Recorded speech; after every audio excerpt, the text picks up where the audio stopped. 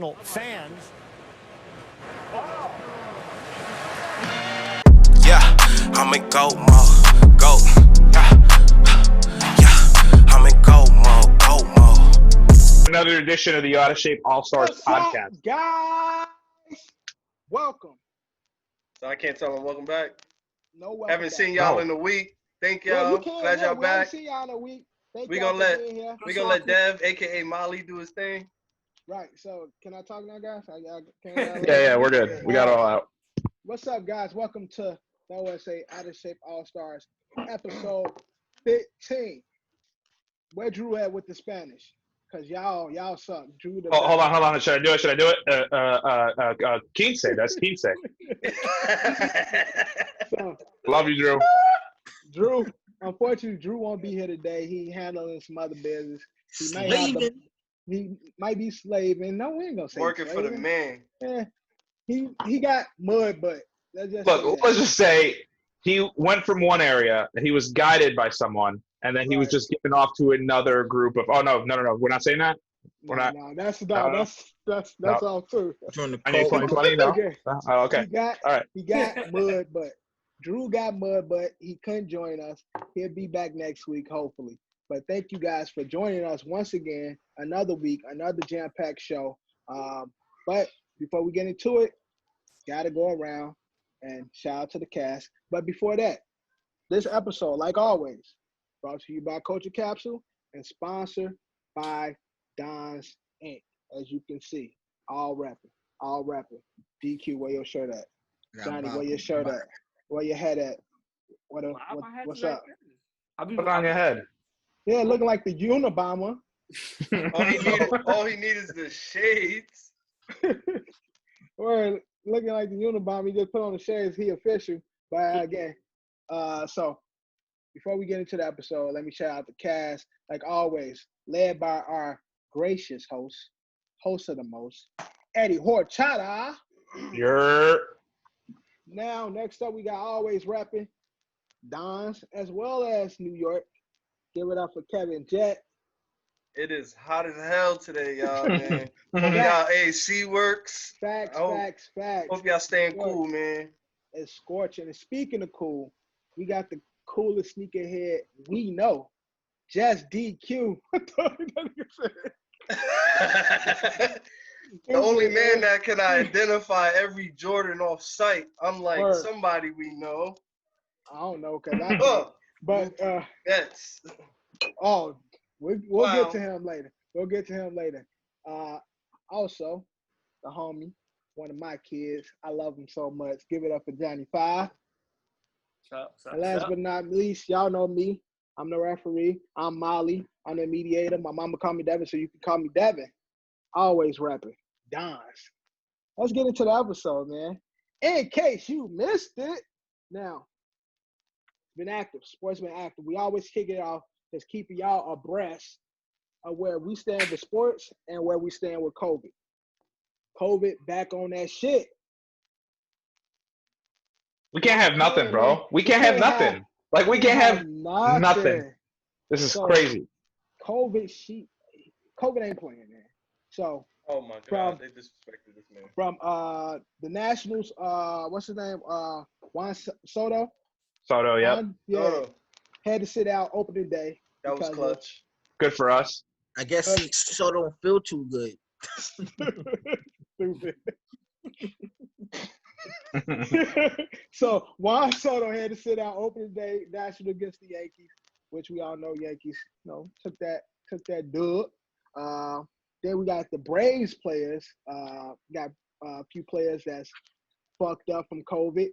And then the Marlins, these fuckers. Forget it. Forget about it. Throw away the team. Throw away the whole fucking team. They about to have their whole AAA team playing in the minors, in the majors right now. Yeah, everybody about to come up because they got 12 players. It's players and coaches, so 12 players, one coach. It's 2 coaches. A total of 14 personnel out, but I don't know how many of them are players. I think 2 of them are coaches. 2 coaches. Right. 12 players, 2 coaches, 14 officials or players or staff for the Florida Marlins. And they stank up the Phillies visitors' locker room. Right. And now the goddamn Yankees should be playing right now. Right But they're now, not. as we speak. Right. But they're so not. now We got to watch the Mets, I guess. of course, the Marlins game was canceled, and then now that the Yankees game was canceled because they were supposed to be playing against the Phillies, right? Or are they playing in the Yeah, Yankees were supposed to play the Phillies. Marlins were supposed to play the Orioles. So now the Orioles are packed, the Yankees are packed, and the Phillies are packed. Dude, we're 3 days into this bubble. Yeah. And it's clearly not working. What bubble though? Well, their bubble. They're like you only play the teams in your. Well, why do we even let Florida teams come up here?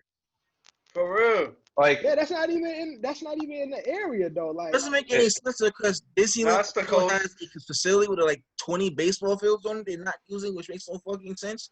Yeah. The same place the NBA plays. Where's that facility at? Right, it's right. It's in the same area, but like it's their the sports facility. So it's like a bunch of football fields, basketball fields, tennis courts, all that shit. It's all there. But again, the whole thing was people were supposed to play people in their geographic area. Well, so the AL East is supposed to play the NL East. So it's the whole coast is what they were trying to do. So the East will play East will play East, West will play West. For COVID, there's nothing you do about that. That shit is not working, man. Like at this rate, Eddie. Listen, I don't want that negativity in my life. I don't want it either, but at this rate, what do you see for the future of baseball season? I mean, I don't want to say it's not looking good, but it's not looking good, right? I mean, like I said, we're 3 days into this, and we're already having 4 teams that are missing games, and it's like it's already a tight season. It's already 60 games. You can't be jam-packing these double headers. Now these guys are going to be playing double headers. They're risking themselves even more. They're traveling even more just to make up these games, and it's like, again, what happens if 3 days from now another 6 teams can't play because there's another breakout somewhere? I mean, I don't know. It doesn't look good. But it was nice to see sports for a little bit. Got to watch 3 games. I've been watching around the league. That was fun. NBA Thursday. NBA comes back Thursday. NBA on Thursday. DQ, what you were saying? I said WTF, what the Florida. What the Florida. Throw the whole state away, man, because fucking Florida. Like the homie C the God always says on their podcast on the radio. Man, the craziest people in the world, they come from the Bronx and the whole state of Florida. Wow. And then now NFL, the camp camp starts this week, and you have players who are concerned because of what the fuck is going on. Like, yeah, came down with 6 players now tested positive, and now the head health trainer and inspector of the Vikings contracted it too. And he's been at the facility. So I don't know what's going to happen with the Vikings now, but. Tough. COVID. What's wrong?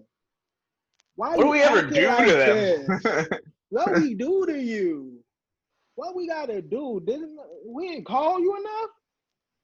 You ain't got enough followers on social media? What's wrong? Talk to us. We want to know. We want to help. We tired of all this anger, this rah-rah you putting us through. We love you. But we like you. Treat us better. You doing wrong. We going steady. We in an entanglement. Right. We'll entangle with you if you chill for a moment. If you just chill for the rest of this year, give us at least until March. We entangle with you. We cool. You gotta cut it out. And I see my man Lou Will, he left the NBA bubble. He was hungry. To get chicken strips. Well, he was excused, right? His family, because he lost his grandfather passed away. So he was attending a funeral. But on his way back to the bubble, he made a pit stop to get some of that good old chicken. Now, we all know. Where did he get it? Chicken strips. Magic City. He had and what's that? No. Well, Magic City is what can I call it? It's a adult establishment where not only do they have the finest in foods, they have the finest in fat asses. Cigars? Oh, fat asses. Fat asses. So you're saying it's a strip club? Not really. It's more of a gentleman's club. A gentleman's club. Okay. Oh, all right. Nice. that Nice. sells food. Right. Nice. And my I wonder man if they have like a only, tap list. and my man only went there to eat some food. A chicken box. Hey, Kev, what are you doing with your fingers there? Right, that's something. He only went there to eat. Oh, okay. I don't know what y'all talking about. I mean, Fingers? What y'all talking about? I don't know. Maybe I'm saying something. Maybe I'm saying something. But Finger licking chicken? hey, yo, Plug. Jack Harlow, you OD because you dry slamming. snitched on my man. You dry snitched on my man, putting him on your IG story. Oh, look who I see. Oh, you ain't been famous long enough. That's the problem. He ain't been famous long enough. He just got like 2 hits, so he don't know how to act. He's still a fan. So he saw Lou Will. Like, oh, Lou Will, can I have your autograph? Like, and Lou Will like, bro. Why he got the camera up? Hey, this Lou Will, like, goof ass, man. Fuck it up, blew up my man's spot. Now you got Kendrick Perkins, big retarded ass talking shit. Oh, you don't care about Hater, yo. Listen, you don't care about the game. Man. He didn't break the bubble. Johnny Manziel saw him there. He watched him. He said he got the wings and he got out of there. So No, Johnny, shut up, bro. how can we not believe Johnny? Don't go to nobody's defense, Johnny Manziel. Right. I don't know what you talking about. If Johnny Manziel say he went there for some chicken strips, then God damn it, he went there for some chicken strips. God damn it. Johnny Manziel is reliable, man. You can trust what Right. Johnny says. Like that's a reliable source. So if he Okay. say that's what he went there for, that's what he went there for. But it's the world we live in, man. Fighting against COVID in every aspect, and it's trying to stop us from having sports. Johnny, any take before we move on from COVID and sports?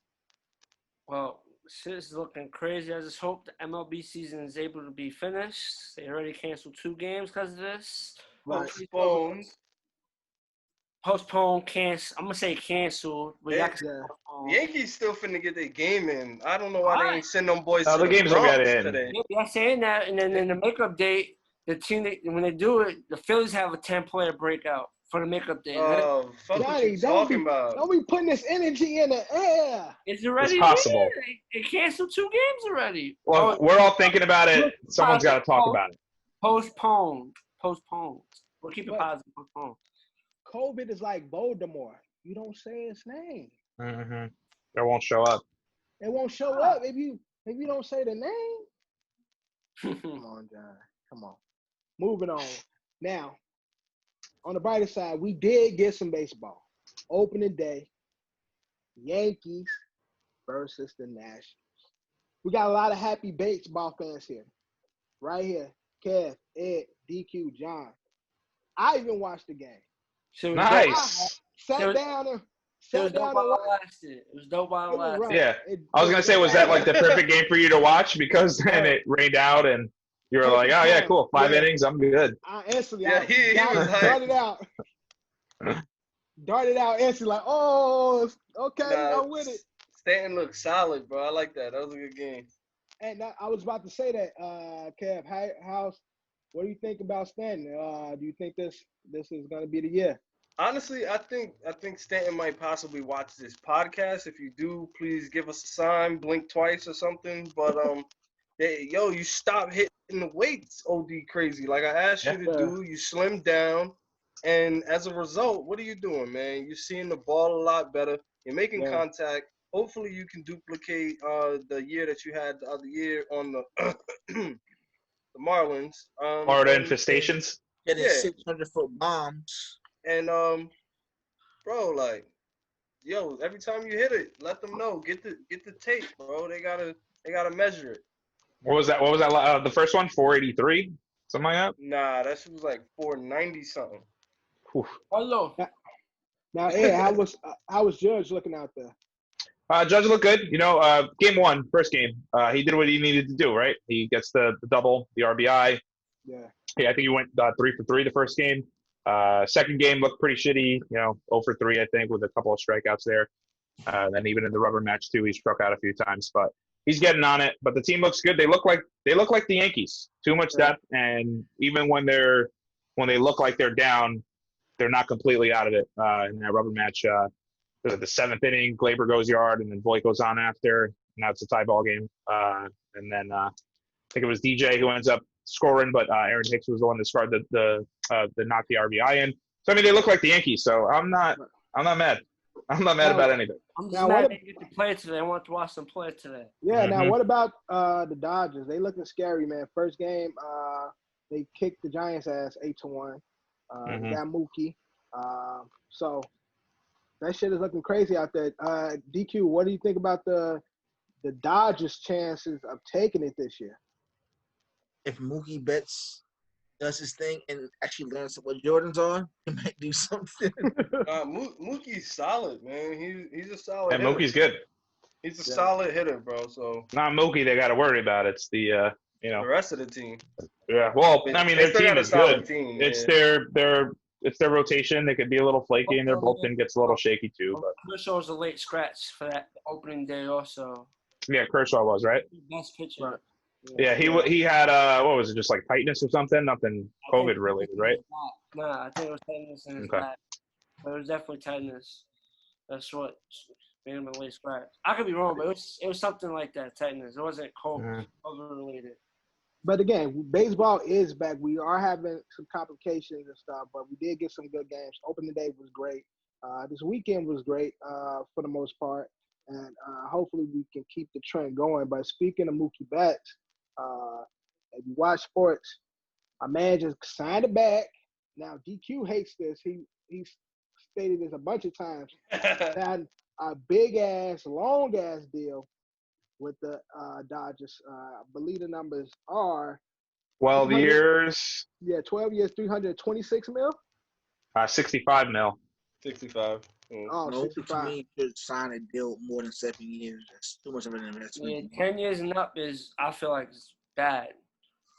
Why you say it's bad, John? I feel like it's too long. 10 Well, years. the tail end of those deals.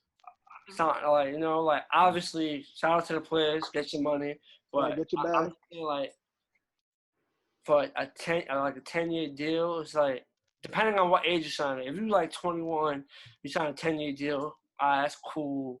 Right. 25, 26. By the time the end of the deal, you're gonna be in your mid-30s, pushing 40, and are you gonna be most likely maybe not be the same player you were in the first couple of years of that deal, you know? And then John, we talked about this players. we talked about this in the Pat Mahomes deal too. There's a lot of opt-outs for these guys. You know, they can't opt out, and they can. My opinion, no. I stated it when we talked about it. I said, great, you guys money, but I feel like that's just a deal.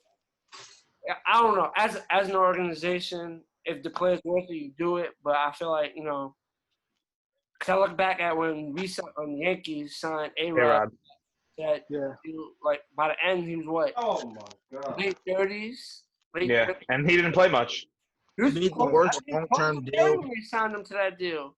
Yep. Made the worst long-term deal had to be Albert Pujols. Not only did he sign a 12-year deal, he literally signed a 12-year deal just to change teams to wear the same uniform colors. Mm-hmm. That's another thing I hate. You want to change teams? We're on a team with different colors. You know, in baseball, age isn't as crazy, acted on your play as other sports because you you play DH and still be able to hit. So, I mean, the aspect of it. I mean, I guess for fans, it might be a bad thing. Even for the organization, it might be bad signing the player long term. But for the player, it's a it's good for the fans and it's good for the fans and good for the players. It's good for because if that's your favorite player, you want him to play for your team. You root for him, want him to stay put.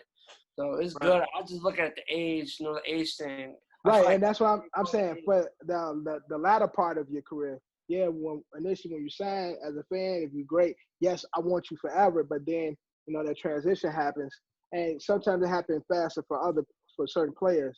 That latter year happened, and then now you're not the player that you once was, and now we're kind of contractually obligated to keep you. Then it stands out. It's like, damn, we're paying him all this money. Right, exactly. And the stuff he was doing before made him the money, but then you hear about them, You hear about them fighting with somebody else who's actually contributing, and they got a bullshit deal. But then you got this person that's been in this old fucker is just sitting there collecting. Like, on some Darren Williams type shit. Kind of like Bobby Bonilla, right, DQ? That's the quietest signing ever. But even in the Pujols, though, everybody most, they give him a no trade clause. Like, dude, like he's gonna. I think Mookie's got one too. Yeah, he does. It would make sense if you're gonna sign a major deal like that to have a no trade. Yeah, you don't want them to go. Right. As a player, you signing long term. You don't want the team to like, all right, we ain't rocking with you no more. I'm gonna just send you to the wackest team in the league. Right. You're gonna be stuck. You're gonna be getting paid, but you're gonna be stuck. So I feel like it's a safety thing for the players also. Yeah. Just in case, shit happens over the years and the relationship gets not as good as it was. But hey, congratulations, Mookie. Get your bag. Pujols. Get that money. Collect your bag. How's it all? Manny Machado, Harper, Mike Trout, how's all of them? Bryce Harper, Garrett Cole, Rendon. Only one that's like some Bryce Harper technically helped the team he was on win a championship, so that kind of worked out in their favor, I guess. Yeah, he helped them win one. And literally spoken to once he left. Spoken to it into existence, right? All right, but moving on, we're talking about the NBA scrimmage now. The only sport that seem like it got its shit together, the NBA. Now we all talk shit about the bubble, but since being in the bubble, no fucking COVID, players are actually out there playing, and although these are only scrimmage games, it's a good sign to what's going to come. We got Oladipo back. LeBron's out there cooking like LeBron would do. Russ was hurt, dealing with COVID, but Russ is back in the bubble. So, and then we got a lot of players, young players that's coming in and doing their thing. So, John, in regards to the NBA scrimmage, what's been the best part for you so far? Just the fact that NBA is back is a clear sign. Obviously, it's scrimmage. They're just getting it's 10 minutes a quarter. It's not official. Yeah. It's just they're getting their feels into it. But it's like, oh shit, it's back. NBA's here. Let's go. Yeah. It's coming. And everything they're doing so far has been working. The bubble's been successful. They have everybody isolated. Obviously, a few players had to leave due to personal and family reasons. Right. Will return, but some titties. NBA is looking at the one sport that's gonna make it out this thing unscathed. Right. Everybody else might get shut down. See a couple of games here hit canceled, but I think the NBA is gonna go through its 8-game regular season clean, get to the playoffs, and actually be able to complete their season. Yeah. No problems at all. Now, DQ. Now everybody got the Lakers taking it, as you know. JR and Waiters are now with the Lakers. Based on what you've seen so far of the scrimmage, and all the new players coming together. You got Manu Bo's son playing Bobo playing. I was just about to say that. I'm so happy for Bobo because he should have been drafted first round and a very high pick on top of that. Because the fact that he had that foot injury kind of like helped. This dude is elite. That's what's kind of pissed that him and Sharif didn't come in. Chief O'Neal Jackson didn't come in the same year, but when he come in together, they're going to cook. This height, his ball handling skills, his shooting range. The Nuggets are definitely a team to look out for when time. I think slightly over 7 feet. Yeah, I think he's not 21 yet. He's still growing. That's the thing about it. His father was 7'7".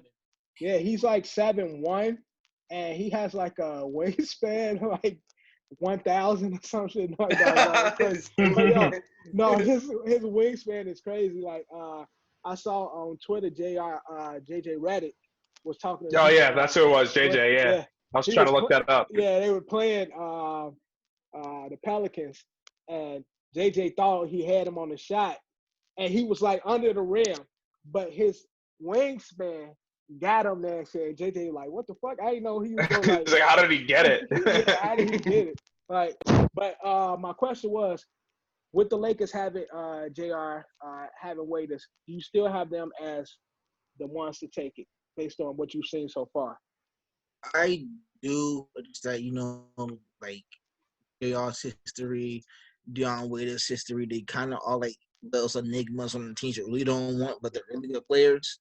Right. But if those guys have great production, there's no reason why the Lakers can't win a championship this year. Yeah, because again, and I think that's what Lakers was missing was the perimeter shooters. Kuzma seems to be playing well, shooting well. Waiters is shooting well. JR is shooting well. So if they can keep that together, and then they Kuzma's don't playing well because he got a new shorty, so that's another thing.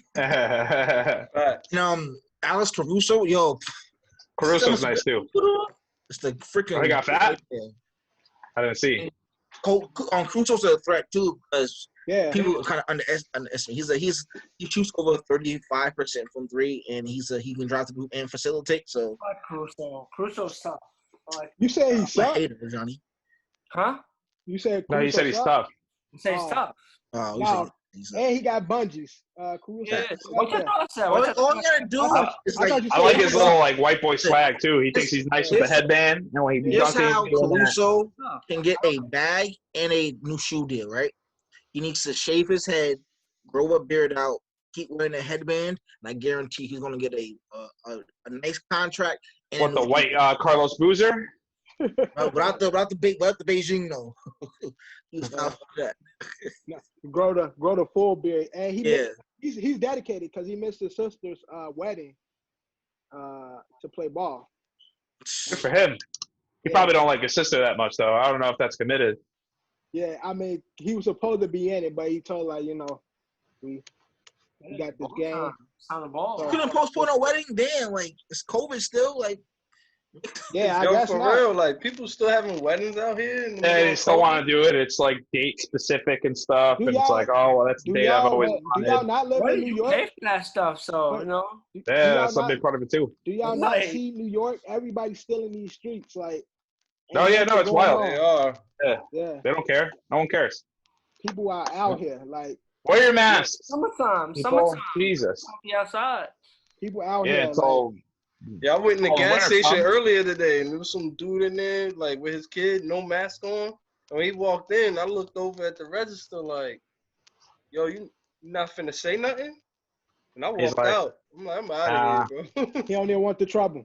I'm like, I'm up out of here, man. You can't fight people like that. Yeah, but by the time when this airs, the NBA season will be back. So. This Thursday, right? Well, it was 2 days ago, so those were great games, right, guys? Right, great game. Thursday. More coming. Then we'll have the Lakers, Clippers, Jazz, Pelicans. Now on Thursday? Yeah, this Thursday. So starting? Yeah, starting off. LA. Kev, who you got? Lakers, Clippers. Bro, it's gonna be a dogfight, but I can't bet against LeBron at this point, bro. Okay, Eddie, Lakers, Clippers. If Lou Will didn't need to go see some titties, I would have picked the Clippers, but I got to go Lakers. DQ, Lakers, Clippers. LA Bron show, the Lake show. John. I'm going to say the Clippers. Wait, ask John a stupid question. John going with the Lakers. I'm going to go with the Clippers, and we'll see what happens by the time we get to this next episode. And who else playing the Jazz, and who else? Pelicans. Jazz, Pelicans. All right, I got Zion. So, John, who you got? Is Zion going to play, though? Because he just returned to right. He just returned. Right. He might not play. Wednesday. Might not play. I'm still going with the Pelicans. John, who you got? I'm going Pelicans. DQ, who you got? I'm going to go with the Pelicans because everyone knows the Jazz is technically Team COVID. So, hey! Sure. Hey, who you got, Jazz or Pelicans? No Zion, no problem. Pelicans. All right. Kev, Jazz or the Pelicans? This is a clean sweep, so we all going with the Pelicans. Moving on. We're moving to Woody the Racist. Alleged racist, but whatever. Alleged racist. No. So, New York Jets owner Woody Johnson is in a fire and under investigation for allegedly making some racist and sexist remarks to people of color, and women. The new, if Dolan ass would be out because the NBA don't play that shit. They would have got rid of his ass like they did Buddy from the Clippers. Sterling. Donald Sterling, yeah. Sterling as. But with everything going on with the Jets organization, Eddie, is this what we need right now? Is this what the Jets need right now? No, and honestly, he could stay his ass in the UK for all I give a shit. You know what I mean? His brother's doing a pretty decent job, I guess, for the most part. I would hope that his brother's nothing like him. Christopher did let the players go out during the whole get that son of a bitch off the field thing. He led the team in the lock arms thing. So I think Chris and Woody are two different people. Obviously, we've had a little bit more success with him. I'm not saying we've been great with, but we're much better without Woody. I think he needs to stay the fuck out in the UK. Clearly, you're 45's buddy. So, I mean, What are we talking about here? Duh. I know it's alleged, but at the same time, it's why else would you get the offer there? Right. Can't put it past him. No, yeah. Again, we'll wait to see what it all comes out. Right. I know Bart Scott has a radio show. He talked about how Woody is not that person and yada, yada, yada. I get it. He was employed by him. I have no reason to believe that Bart Scott is lying. Bart Scott. I talk like you. And I have no reason to believe that the people that are accusing Woody Johnson of what he did are lying as well. So we'll just see when it comes out. But stay in the UK, don't come back, or sell the team. I could care less. Steve Cohen, if you can't buy the Mets, come buy the Jets. Hey, Woody, kick rocks, bro. Yeah, because again, we're gonna just randomly say it. That's because hidden racism. He ain't say shit to your face. That don't mean the nigga ain't a racist. No, of course not. Yeah, of course. Usually, it's all alleged though, because it's all alleged. Yeah, you never know. What if it comes out? But it's supposed to be people of color and women. So he was allegedly making sexual remarks as well as racist remarks. So unless these group of people came in, we don't know. They haven't come forward to say anybody's name or anything like that. But it's more than one person saying that he's accusing him of doing this. What's their motive behind it? And if it is one, okay, we'll just leave it at alleged because at this time we don't know. But the Jets are just not shit right now. They're the Jets. I mean, the Hess family, the Johnson family, it doesn't matter. You're all fucking stupid. Whatever. And speaking of the Jets just possibly they did. That's their best player. Hands down, their best player. Yeah, 100%. Was their best player. You want to hear a funny, interesting stat? Sure, go ahead. So in the last decade, so from 2010 to 2020, we have one first-round draft pick remaining left on the team. Do you know who that one draft pick is? Thank you for explaining what the last decade time frame was. It's Sam Darnold. Yeah, I was going to say that too. Yeah. Not crazy? Every first-round pick that the Jets have made from 2010 left is gone, or they were bust, or they didn't, they didn't do well. They didn't pan out. They couldn't take it just shows how we can develop players, how we keep our players. It's really great. Because you're the Jets fan, explain to the world what's going on with Jamal Adams. Exactly. So, we talked about this in the past. I said Jamal had no leverage. It's true. He seriously didn't. So as we know, I'm sure you should know by now, Sam Darnold was traded to the Seattle Seahawks. Sam Darnold? I'm sorry. Jamal Adams was traded. He's the from Jets the New York fan. Jets. He's a Jets fan, guys. He doesn't know. To the Seattle Seahawks. So the Jets gave up a fourth-round pick in Jamal Adams, and in return, get a King's ransom, more than the Giants got for Odell, more than the Raiders got for Khalil Mack. 2 first-round picks, one this year, one the following year, so 2021, 2022. We also get a third-round pick in 2021, and Dexter McDougal, another safety. Bradley McDougal. Right. Another safety. Again, remember the Jets did trade for did draft Ashton Davis this year, and they do have Marcus May still. So hopefully we get to pay him, and hopefully by the time this episode comes out, we'll be signing Jadeveon Clowney. Heard it here first. Take that, Schefter. But yeah, again, the Jets can't keep talent. But here's my thing. I think Joe Douglas did the right thing in this. Jamal was kicking and screaming and bitching and moaning again. While I do think he's a generational player, but I do think he's not just a box safety. The guy can line up as safety. He can line up at wide receiver. At cornerback, slot corner, linebacker. He can even line up on the line. You've seen most of his plays come from the line. But I think that in this, by saying that, I think that Jamal is allowed to do that because of the system that he plays. The Seahawks do play at 4-3, so I don't really know where Jamal squeezes in on that. They're not going to really be blitzing him in that. Hopefully, their defensive coordinator is smart enough to utilize him the way that the New York Jets did. Still love Jamal. Once a Jet, always a Jet. I'm going to be rooting for you. I want to watch you do well. Hopefully, but thank you for the picks, and hopefully Joe turns this around and makes this good picks. But, we're looking at 25, right? The Seahawks, the latest they're going to pick is, 27, maybe 28 next year. So the Jets will land where they land, and then the Jets will have a late first-round pick. So. All right. Now, Kev, with Jamal Adams being with the Seahawks, does this make them the front runners for the NFC coming into this next season? Who else is in their division? You said the NFC, but you're talking about the Niners, I'm saying, Cardinals. We can keep it to their division, and their division is the Cardinals, Niners, and Rams. Will they win their division? Do you make this the clear winners for their division?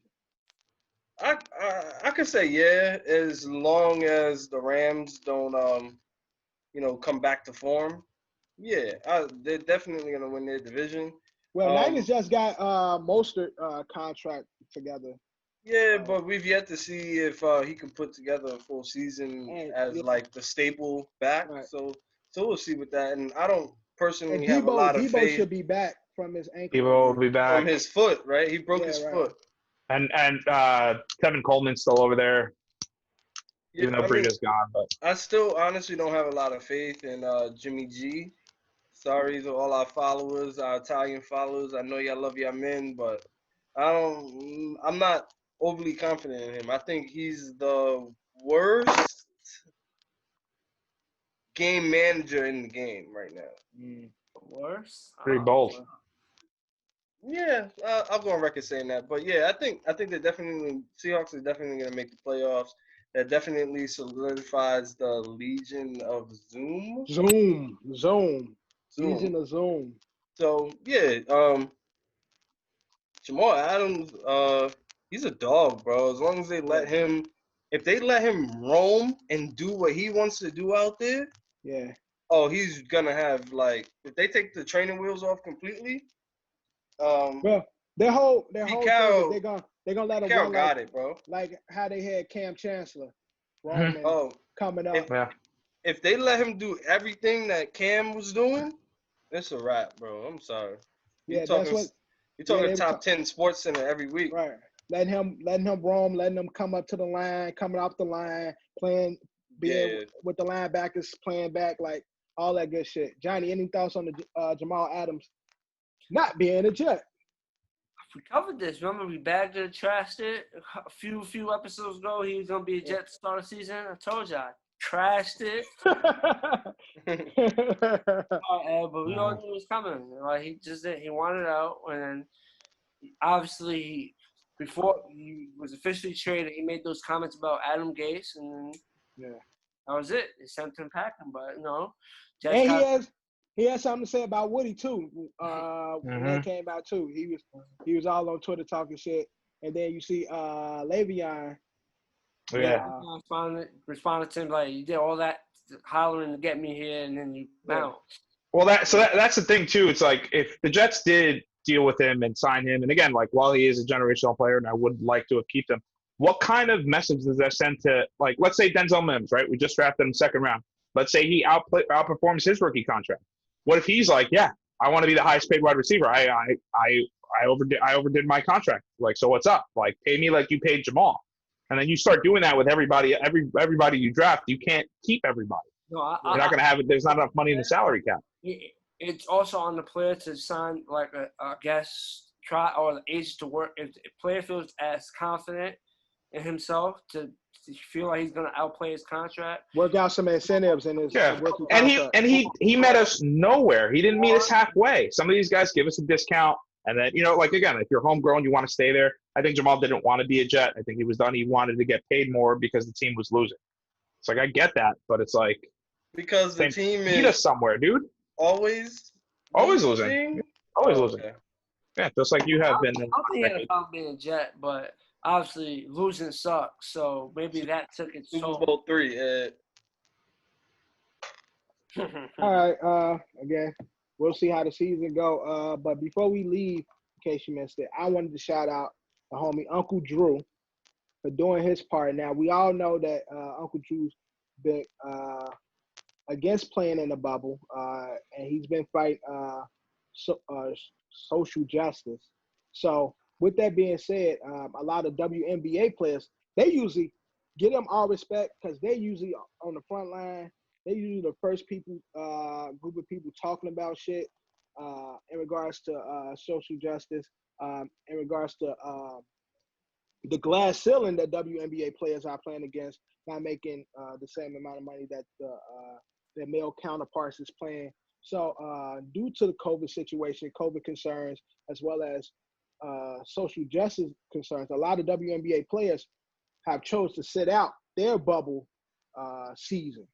So to help with these efforts, Kyrie Irving has donated $1.5 million to those players who have chosen to sit out, just so they can continue to do their part and not have to worry about money-wise. Because a lot of them honestly be getting like regular people salaries and shit, like $50,000 a year, $70,000 a year. Like, so for Kyrie to do what he's doing, just doubling down on what he was already talking about, saying that, you know, him doing his part, he ain't just, I'm not playing and just went into the fucking grave or something, or just disappeared. He's actually out here trying to do his part, and this is one of the many things that he has planned in regards to giving back,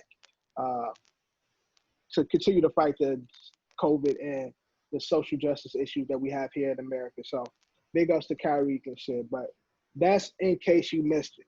Now, usually after this, we get into our next segment, and that is usually Bag of the Trash. On today's episode, What? it's a little different. Yeah. A little different. Oh, shit. A little different. We got something for y'all. You listening? You watching? We got something new for y'all. Check this out. We got something special for you guys. Now, Yup. kind of a big deal for us. Us. Yep. But like we fucking ecstatic right now because we got our first interview. Like we lit. Like we on our way, man. We on our way. Now on today's episode, we got a special guest. Now he's from around the way, New York State, born and raised, bred and all that good shit. You know what I'm saying? Mayor Pack, New York. Mayor Pack rapping.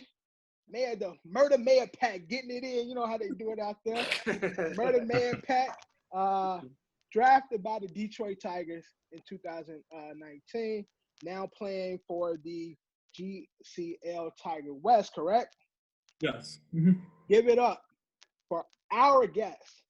Holding it down for the squad. Give it up for Brendan White. Make some noise, guys. Yeah. All right. Now, before we even get into this shit, gotta shout out Kev because Kev set this up. Absolutely. Brendan, I don't even know why you fuck with this guy. Like, we don't even like him. Barely. Like, he's barely on the pod. Like, any opportunity for them to clown me is a fair opportunity.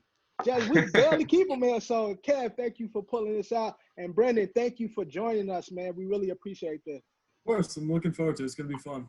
How's everything? Good. Things are good. You know, I can't complain. Obviously, everybody's tough time right now, but you know, we're getting through, we're grinding. So, how's the arm? How's the arm going? Good. I mean, I'm feeling good. I've been throwing every day and facing live batters. You know, about twice a week. So I'm throwing actually tomorrow, and I've been getting good feedback so far. So I mean, I'm feeling good. Now, for a lot of people, especially our followers, the 3 people that watch us, a lot of people might not know who you are. So give us a little small introduction of who Brendan White is. Sure. So I went to Mayapack as I was introduced. So I graduated from Mayapack in 2016. I went to Siena College for 3 years. I was studying bio and with a pre-med track, and then ended up getting drafted by the Detroit Tigers in 2019. Right. And so spent my summer down in Florida playing pro ball, and then came up in September and October and started training all the way through March, and that's where I met Kev at New York Sports Club. So that's kind of where I'm at right now. And then kind of went down to spring training this year. Was there for 4 days until everything started to get shut down, and then Yikes. yeah, and then everything kind of went south from there. But now we're here, so it's all good. Hey, you still working, but with that being said, the squad is gonna go around. I'm a play ref, making sure none of these assholes get out of line. But Eddie. Why always me? But Eddie will be the one. Eddie is the one. Speaking of Eddie, go ahead, kick it off, Ed.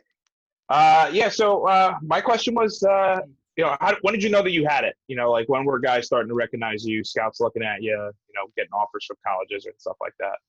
Yeah, so the college is honestly pretty similar to the draft in the sense that you never really know where you're actually going. So it's almost like it's never the team that you expect, or it's never the college that you expect. So, in high school, I thought I was going to be going to Binghamton. So, a lot of my plans and stuff that I had expected to do revolved around going to Binghamton. And similarly with the draft, I was hearing from my agent where, the Diamondbacks were the team that had me projected the highest, and that they were going to be the ones to take me. And ultimately, neither one, happened. Neither happened. And, it's just wild. So, in high school, kind of looking at colleges, like I played shortstop and I was a switch hitter. So. Oh, okay. All right, cool. Yeah. So, I'm a pitcher now, but athletically, like I was there, and then, I started to throw harder. I started to hit a growth spurt, put on some weight, and so velocity started to come. So college really became a possibility. And thankfully, I committed to a Division I school where the coach has been there for 53 years. Wow. And so That's impressive. Longest tenured coach in college sports. So he had a lot of connections to professional baseball, and so he was able to bring scouts from my freshman year all the way through my junior year. And so because of that, I was exposed enough, and luckily, thankfully, the Tigers were able to pick me up and select me. Very cool. Dope. I'm stuck on 53 years. He's been at the school. That's How crazy. old is the guy now? That's crazy. Even now, he's got to be 77 to 80. Like, Still got the fire in him? Is he still like yelling and screaming when you guys are messing up? Or he's a very mild-mannered coach, but you don't want to piss him off. Like, so he's not a guy you want to mess with. So Yoda's your coach, pretty much. Next question, fellas. Go around. Brendan, what did it feel like to get drafted? Well, it was years of hard work kind of coming to one moment. So, it was really a mix of a lot of emotions. Just honestly, like, because that day, a good amount of luck comes into it. Granted, the amount of there are 30 teams, but 40 rounds, and the amount of players that, are in the draft or can and will not be selected. So, just getting the opportunity is like, holy crap, I was lucky enough that this was, going to happen. So there's always the luck, just grateful, just really excited, really happy. And, and thankfully I had my family around. And so I was able to kind of celebrate the moment with, the closest. That's what's up. That's what's up. So, it was a mix of like everything positive. So, I don't even know if I can really describe it. Oh, that's dope. No, when you got the call, did you know it was them? Yeah, so pretty much I was kind of on and off that day with a couple different teams. And so I had talked to the Tigers a few times. That's actually a funny story. They called the wrong agent to try and get my information. Classic. Yeah, so the agent texted me and was like, hey, man, the Tigers just called me. I can't really represent you, so you should probably call them. And I was like, yeah. Wow. I probably should. I called them and kind of started from there. And then about 2 minutes before I got selected, I had talked to them. We kind of agreed on a deal. And like 2 minutes later, my name popped up on the TV. They gave you enough time to get like cool. the tears out of your eyes and stuff like that?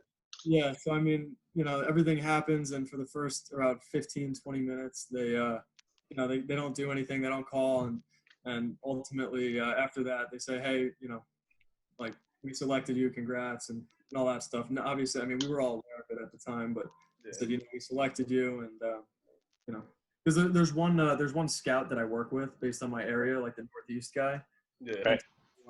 You know, he called me and I had some contact with him, and so you know he has to put like a lot of effort in to get guys drafted, and so it's kind of like a pretty close connection between me and the scout. Yeah. And so I mean, he gave me some time, but then we got right down to business about when I'm leaving, everything I needed, and when I was heading out. So it was fun. That's dope. Very cool. Now, how old were you when you got drafted? I was 20. Okay, so you weren't able to get a legal drink yet. So what did you get? You had apple juice, you had some orange juice to celebrate. Celebrate, yeah. Had some cider. You know what I'm saying? Absolutely. That's dope. That's dope. Now, fellas. So my initial question kind of was to piggyback off of Jonny as a overall. How did you feel about where you got drafted? But making it a two-part question is how fast did everything go from like holy shit this is happening to the grind, like right back to work, like.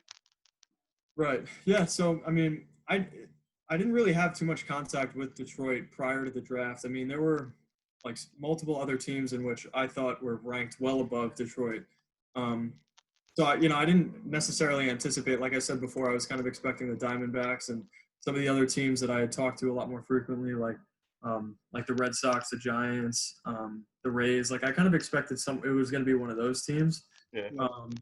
So I mean, seeing Detroit was definitely a surprise, because that day, you have multiple phone calls and guys are saying, okay, yeah, we're going to take you, and then you're kind of just waiting for it to actually happen.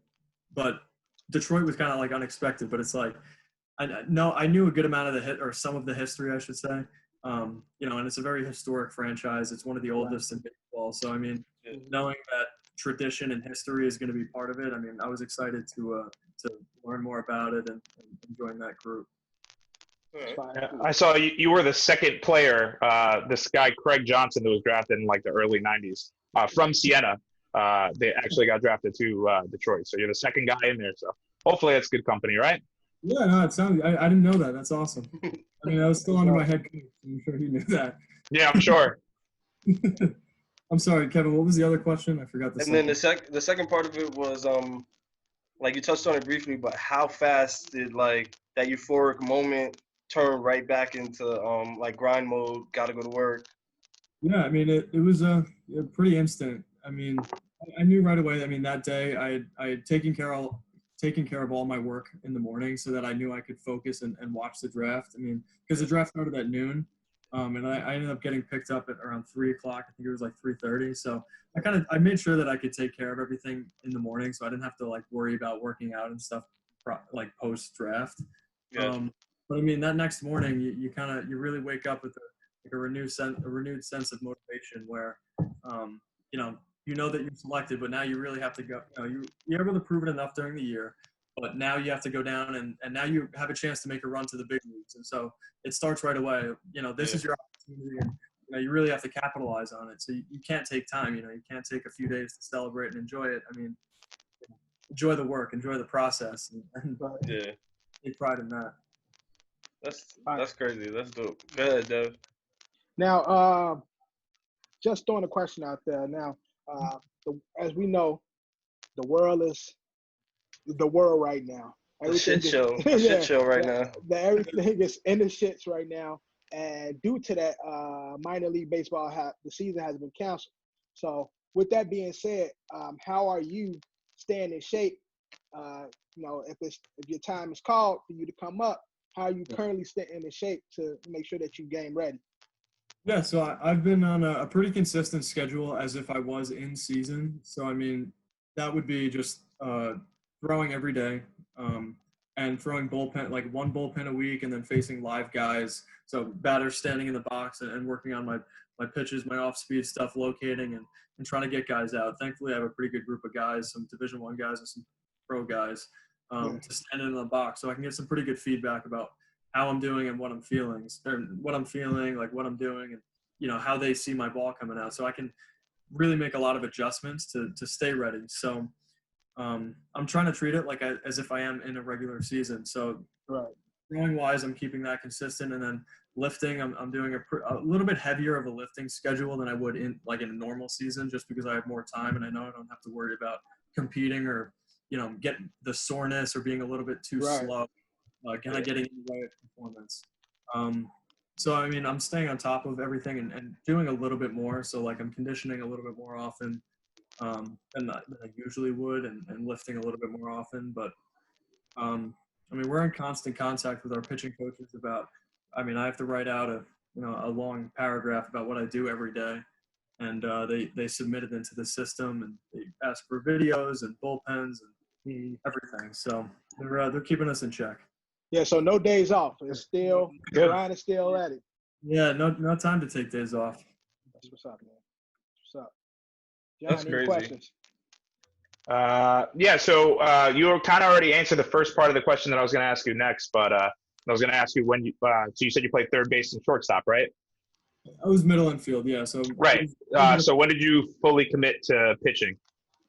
Yeah, so I kind of knew. I was a little early just based on my pitching coach, but I kind of knew that pitching was what I wanted to do.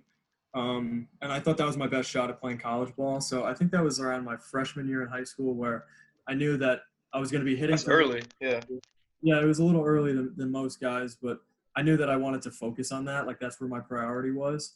But, I mean, I continued to swing. I continued to still play the infield all the way through my senior year. But my focus was always a little bit more on pitching.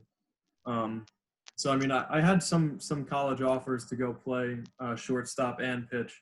I mean, some Division II and Division III schools. I didn't get any Division I offers on that front. But, yeah, I mean, it was a little bit earlier than usual. Sounds like you made the right choice. I mean, they got you to where you are today. So right. I mean, I'm proud of the decision I made. Hitting is tough.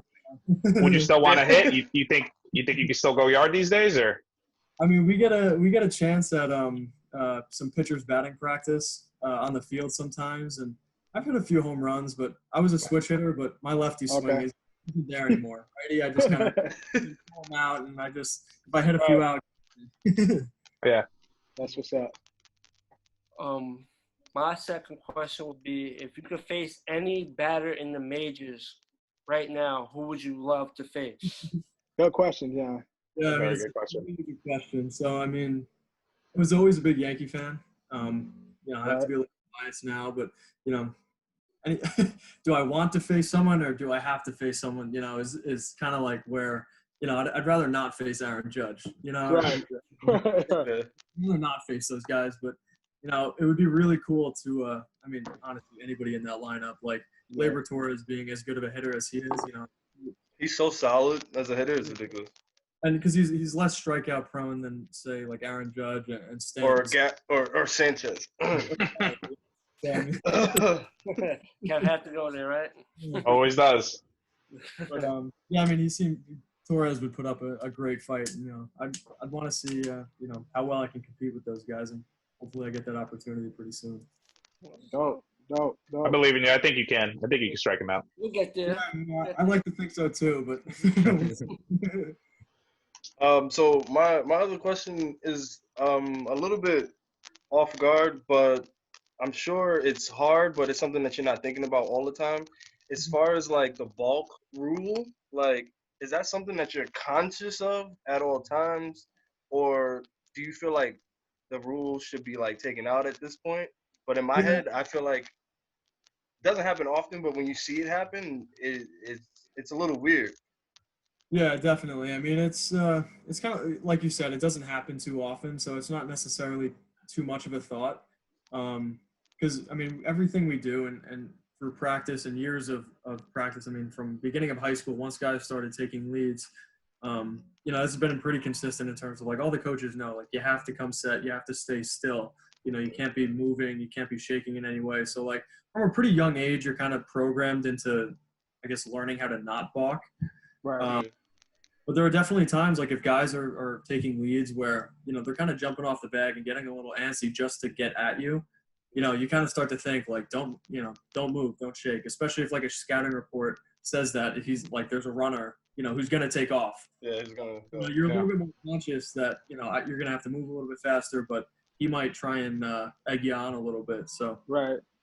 It's sometimes in your head, but not necessarily all the time. And I assume a lot of it comes down to to the like not like seeing it. That's a rule that like there's too much in the ump's hand as far as like when did you start like your motion, or was that little shoulder turn it like Yeah, so, no, it's and that's the thing. I mean, because there's no way to argue it, because at this point Yeah. you can't review that. Like, it's all human perception. So, you just gotta hope that you don't have an umpire who's a little bit too like picky with things. Not that you really move too much, but you're just hoping you're not having one of those guys who's having a bad day and is trying to get at you. yeah, basically. Power trip. Yeah, right. So, Brendan, we got a game that we play on our show. I'm gonna mix it into the question part. It's called Trash It or Bag It, right? So, trashing it mean no, bagging meaning yes. So it's like yay or nay. So trash it or bag it. Now, for trash it or bag it, I want to ask you a special question. Do you see the Detroit Tigers making a playoff run this season? Trash it meaning no, bag it meaning yes. I mean, they're off to just know the whole team is watching right now. So he might. I gotta bag it. I gotta believe in my guy. Bag it, yeah. No, They're 2-2 right now, so they're off to a good start. Yeah. Right, as long as we. As long as everything stays good, as long as everything healthy. Stays good. Yeah. For sure. The world is crazy right now.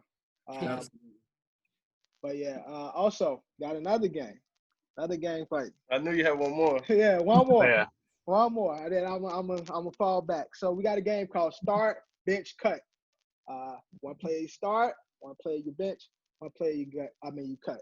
Now, I'm not the biggest baseball fan on this pod, but I know a little something. So on this one, because of you're being our guest, we're doing some of the best pitchers in MLB right now. So who would you start? Who would you bench? Who would you cut? So we got Jacob DeGrom. Right? We got New York's own Yankees, Garrett Cole. Yep. That was coming. And then we got Max. How you pronounce his last name? Scherzer. Who will you start? Who will you bench? Who you gonna cut? I mean, it's the toughest question that you could have is these guys. I mean, these are the best three pitchers in the game. I mean, being a Yankee fan, I'm a huge Garrett Cole fan. So I don't know that I could bench him or cut him. So I mean, I would start Garrett Cole. Right. Okay. I would put Jacob DeGrom on the bench. Scherzer's kind of getting a little bit older now, and the Yankees keep it in New York. Keep it in local. Good. And then cut Scherzer if I have to. Right. That'd be a pretty sick team if you had all three of those guys, huh? If you had to make that decision, you're in a pretty good spot.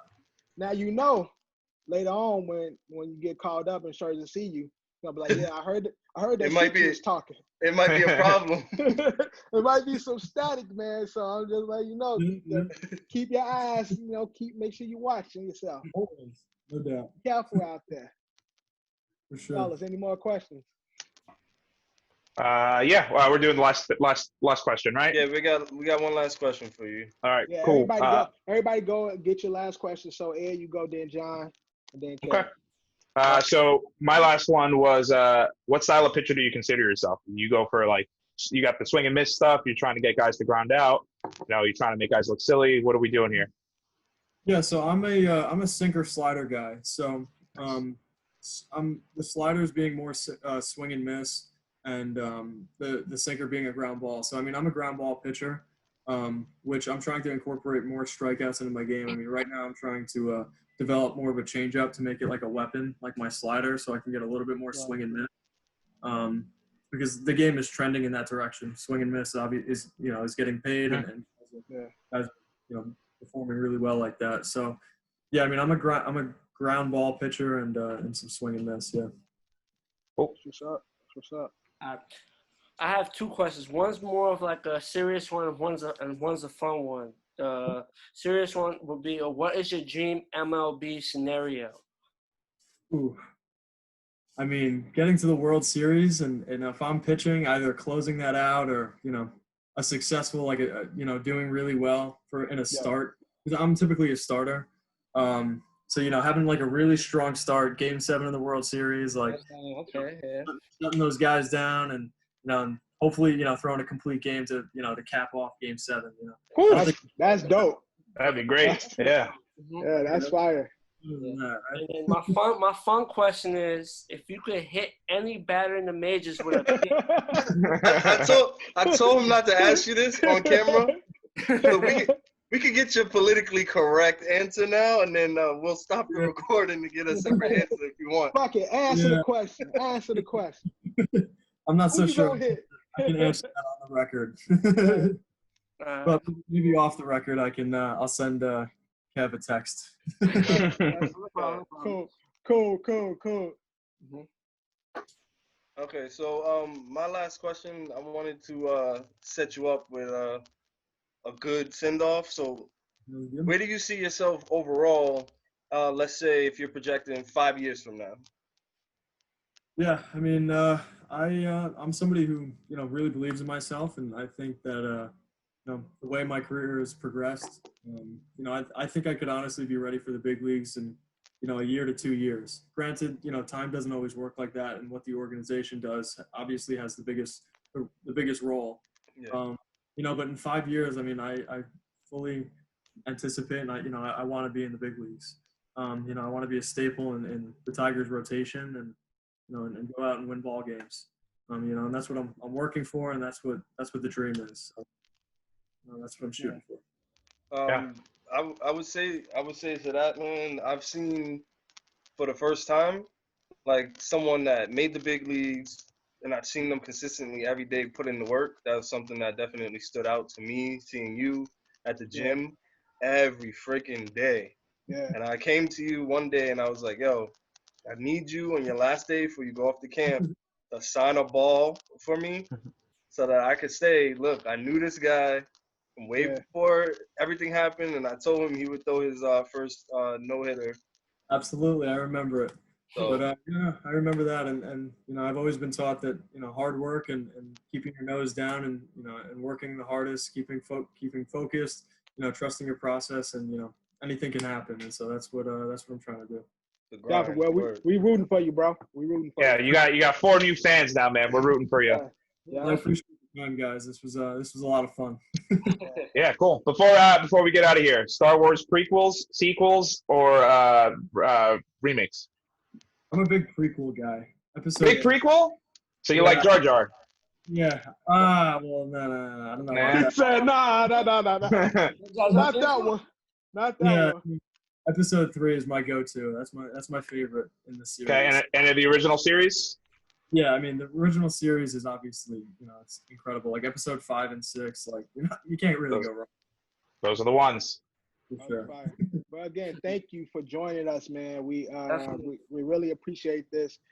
We wish you nothing but like dopeness, bro, because we want to see you make it. So when you do take off, we be like, yo, we know that. Yeah, man. let us know, man. We'll be there your first game. I don't care if it's in Detroit. Absolutely. I mean, I would love to have you there. Thank you. We're gonna be there rapping for you, man. So again, thank you for joining us, man. But this is the OSA episode 15. Got the homie Brendan White here. Peace. You guys, thank you. Thanks, Brendan. Thanks, man. Boom. Okay, we did that. We just did that, right? Plug. All right. Now we're gonna get into bag it or trash it. One of the favorite segments that we do here. Now we keeping it baseball related since we got baseball back. And we just had Brendan on. Yeah. Thanks, our guest. Right, and thanks, and thanks again, Brendan. Brendan for coming through. Being that he's a baseball player, we're gonna keep our bag of the trash it baseball related. So, and all y'all baseball fans, so this should be perfect for y'all. Right? Y'all. Oh yeah. Let's get it. Yeah, Oh yeah. it's good for y'all. So DQ, going to you first. Bag it or trash it? Oh, he didn't even finish the question. Let him finish the question. Hold on, shout it, chill out. And don't be biased, because Cano is slumping. No, it's only been 3 games. I know. Yeah, it's only been 3 games. Yeah. Come on, man. I mean, it's only 60. They got him batting 6 today, bro. It's the lowest he's batted in his career. What's the score right now? How's he doing? They're cooking right now. The Mets are cooking right now. Yeah, Good for them. Bag of the trash it. Will the Mets make the playoffs? Bagging it. Why you not being biased? Hey, you're not being biased. I'm not being biased. And they Only thing I'm really concerned with is the fact that like we don't like our pitching is looking a little shaky if it's not like our ace pitcher and our second pitcher, but besides that, like I'm not really too. Yeah, Porcello looked like shit the other day. Yeah, definitely. Jesus. Yeah, but y'all pulled that out. What, 1-0? No, Porcello pitched when they got smoked 14-1. Yeah, that was. Oh, yeah. Well, DeGrom was pitching when they won. They opened Game 1. Mm-hmm. And he was playing good. And then they just extended the playoffs, right? So it's more teams. Teams. Yeah. Mm-hmm. Yeah. So they should be able to do something. Eddie, bag of the trash and Mets making the playoffs. To bag it, because if there's any opportunity for them to do it, it's now. You just mentioned, you kind of set me up for that with the extended playoff teams. The top 2 teams in each division automatically make the playoffs. There is no like wild card or anything. I don't think that there's a second that the Mets can't be the second best team in the AL East. Like I know it's a tough division with the Phillies and defending champion Nationals, but Phillies are good. They do look good. They have a lot of bats, a lot of pitching. They got Girardi over there managing them. I didn't want to lose him, but, he's a good manager. But I have no reason to believe that the Mets can probably battle it out with the Nationals and the Phillies to get that second spot. Yeah, I don't see why not. Again, they have decent pitchers, starting pitchers. They have a really good bullpen with the exception of the guy that they spent. Who was the guy you guys spent money on last year? Edwin Diaz. Yeah. And, offensively, they can hit. So I remember. They extended the playoffs for this season. 16. 8 AL 8. Yeah, we said that. Yeah, that's what I said. Yeah. Oh, I heard you say. I must have zoned out. I heard you say. Yeah, I said it first, and then Eddie doubled down on it. Mm-hmm. Hey, my bad. Johnny, you 2 blows. Johnny's drunk. I'm not drunk, but I hate Johnny speaking since you wanted to enlighten us on that news. Bag of the trash. Will the Mets make the playoffs this season? I'm actually gonna bag it. Yeah, I think the Mets got. I like Mets have decent pitching, and I like their lineup. So I'm gonna bag the Mets making the playoffs this year. Even with the extension, I feel like if it was the regular format, I would bag them as the choice. Bag it. But even now with the extended format, I'm definitely bagging it. Copy. Kev, no bias. Will the Mets make the playoffs? Bag of the trash. No bias. I'm only bagging it because of the extended season. I think the Phillies upgraded from last year as far as their hitting. The Nationals, they're coming off a win and they really haven't lost too many pieces. So I think under normal circumstances, unless they play to their full potential, sort of like how, the Cowboys usually play to their full potential, but then flake out towards the last leg of the race. I wouldn't bag it, but I'm going to bag it this year. And then any team getting in, as far as this year, I think, it's 16 teams, 8 per division. The first round is like best of 3, the games or something like that. They got a good shot. So you never know, man. You could catch anybody sleeping once you get into the playoffs, and that's just how it is. So right. All right. Moving on. I'm a supporter of all New York teams, just not as much as my Yankees. And I would love to see a Yankees Mets Subway Series. That'd be really cool. Oh, that would be dope. That would be dope. Really cool. All right, staying in baseball. We saw the Yankees opening day play the Nationals. They didn't have their full team, but we still got the season still early. So with everything that's going on, Eddie, do you see the Nationals repeating? Bag of the trash? So hard to repeat a season in baseball because it's 162 games, but because it's only 60 games, I don't have a choice but to say bag it. Yeah, they do have the pieces. Eventually they'll get Soto back. Eventually they'll get their key players back. I know Freddie Freeman and Zimmerman are still out, but they're still a pretty good team. They have really, really good starting pitching. They have a decent bullpen. So there's really no reason to believe that they won't be the number one seed. Back to that last conversation that we were having about the Mets. So it's really a battle between the Mets, the Phillies, and the Nationals, in my opinion. I think the team that could be the one that is outside looking in maybe could be Philly, but The playoffs last year. what's that? The Braves made the playoffs last year. The who? Braves. The Braves. Yeah, I keep counting the Braves out too. They're all. I think I mentioned them as a sleeper team this year. But again, it's going to be a fun race for the NL East. If I'm an NL East, if I'm a Mets fan, if I'm a Nationals fan, if I'm a Phillies fan, if I'm a Braves fan, I'm kind of scared because or optimistic because it could be anybody's. Right. All right, DQ, bag of the trash. Nationals repeating. When I found out during the World Series last year, I was kind of excited because I was assuming that Daniel Murphy was still on the Nationals, but apparently he was not. I'm not bagging him, trashing it. All right. I don't think you have a choice. Yeah, I really thought he was. I was happy for them winning last year. I thought Daniel Murphy was still on the roster from when he was on there in 2017, and he wasn't. So I'm like, yeah, no. So you trashing it? You trashing it? Trashing it. All right, Jonny, bag of the trash it. Trash it. Just like that. Okay. Not repeating. Nice. No, they had a good run. They still have two of the top pitchers in the league in Scherzer and Strasburg. Both great pitchers, but I'm gonna trash it. They may make another playoff. And Kluber. Don't forget about Kluber. But yeah, they got a good rotation, man. Yeah, they actually have a solid rotation. But I'm just saying, I'm gonna trash it because I don't think they're gonna repeat. But they might still give people a good run. But I feel like it's just they had their thing. Last year was it. I'm not saying they're a fluke, but last year was their year. They got it.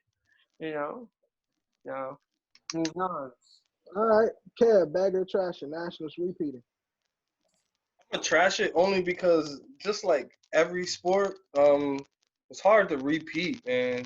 Just in itself. I mean, of course, like the Yankees have done it, and like, what else would you expect? But again, back to my non-biased opinion, it's a lot of competition in their division, obviously, which we just touched on. I don't see them making it back again, but they're a solid team, and they're gonna make it into the playoffs. That's for sure. Maybe they'll get like a second seed or something like that. But back to my point with the expanded rosters, not expanded rosters, but expanded players going into the playoffs. So yeah, a low seed is gonna knock them out easy. They're gonna get knocked out by a 7 seed or something like that. Yeah, saying that I don't think they might get middle pack. You think Nationals finishing with the best record in that now? Not finish, but they could. They could. I'm just saying. There's no changes on their roster. Their rotation is good. Yeah, because I was asking because Kev said they might get knocked out by a 7th or 8th seed. That would mean that's assuming that they're coming in at second in the division. Yeah, if they win in their division. Yeah. All right. They could easily be the second, third best team in baseball. But speaking of best team in baseball, to you, rug munchers, except for DQ. Speaking about the Yankees, Carlos. That was good. Right? I wasn't expecting it. I know it caught Ed off guard. But Stanton is back. Judd is back. Garrett Cole's looking good. So with that being said, but we're speaking of Stanton. First game looked really good. Really, really good opening day. So with that, Kev, coming to you first. You got the Yankees hat. It's only right that I come to you first. Will Stanton have more than 30 home runs this season, bagging the trash? I'm gonna bag it. Not being biased at all. And mind you, it's a short season. It's a short season. I'm gonna bag it as long as he stays healthy and plays that whole time. Also, and he gets pitches that he likes, and pitchers just throwing meatballs. As long as he plays all the games, stays healthy. As long as he's still staying at the weight where he is and he's seeing the ball, there is no reason to not believe that he could go back to form from what was it, 2017. There's no reason to not believe that. So I say why not, bro? He looks great. As long as he keeps up his plate discipline, yeah, I don't see why not. Definitely. 60 games, 30 home runs. Games. That's little averages, baby. He's not playing all 60 too, Kev. Obviously he's not, but he's gonna play at least 45 of them. 45 at minimum. 50. That's a home run a game, pretty much. Yeah, and again, this ain't a 180 game season. It's tough. Like 899. 162 games. 162, whatever. Again, if he has a prolific year, which he can, I don't see why not. He can have a prolific year as long as he stays healthy, man. Healthy and plate discipline, yeah, he can definitely do it. That's like a home run every game, every other game. Eddie. Every other game. Yeah. Bag of the trash. Stan getting 30. Obviously, Stan's a home run hitter. He had 60 in 2017 that Kev was talking about. It was him and Judge going back and forth when he was in the National League. He loves the warm weather. That's really when his bat wakes up. When it starts getting a little cold, I think that's when he starts getting a little nervous there. I don't know what it is. Maybe he just liked the sun in Miami, or he liked the dome in Miami, whatever it was. But I'm going to have to trash it, dude. Like, that's going to be so hard to do like we said, he's probably going to only play like 40, 45 games. If he stays, and again, with all those other things too, if he's going to stay healthy. There's the potential to play more with DHing. Yeah, but he does have the potential to play more 100%, but I don't think they're not going to put him out 50 games. They're not going to put him out 50 games this season. I don't know. He might. They will. I think they will. They have too much talent. We've already seen it in these last 3 games that, Gary was supposed to have the day off, and I forgot who else they subbed in too. LeMahieu. LeMahieu and Gary were supposed to have the day off, and then they got thrown in that game in the bottom of the 7th. Like, it happened. Like, again, like pull through, but yeah, they're trying to. They have enough. We have enough depth that we need to move some guys around. I'm just saying, but as long as Giancarlo's playing DH, I feel like he could play easy 50 games. If he's not playing field work, correct. All he's doing is batting. Yeah, well, he can't just DH every day because Kyle Higgyoshi's got to get some time in the field. So that means Gary's going to be a DH. That means that at some point Duhart needs to be a DH because there's nowhere to put him offensively. Yeah, if we do decide to call up Clint Frazier, like he might potentially have to DH. Judge might potentially have to DH. Hicks might have potentially to DH because we have Kaufman still. Voit might DH because LeMahieu might play first. Be a day Giancarlo plays in the field. No, for real. Bro, I don't trust Giancarlo in the field, and nobody does. I don't think they're going to put him out there. Because Giancarlo might be in the field getting ready to, he'll be playing defense. He'll be playing both. We'll see, but I don't think he'll get 30. 25.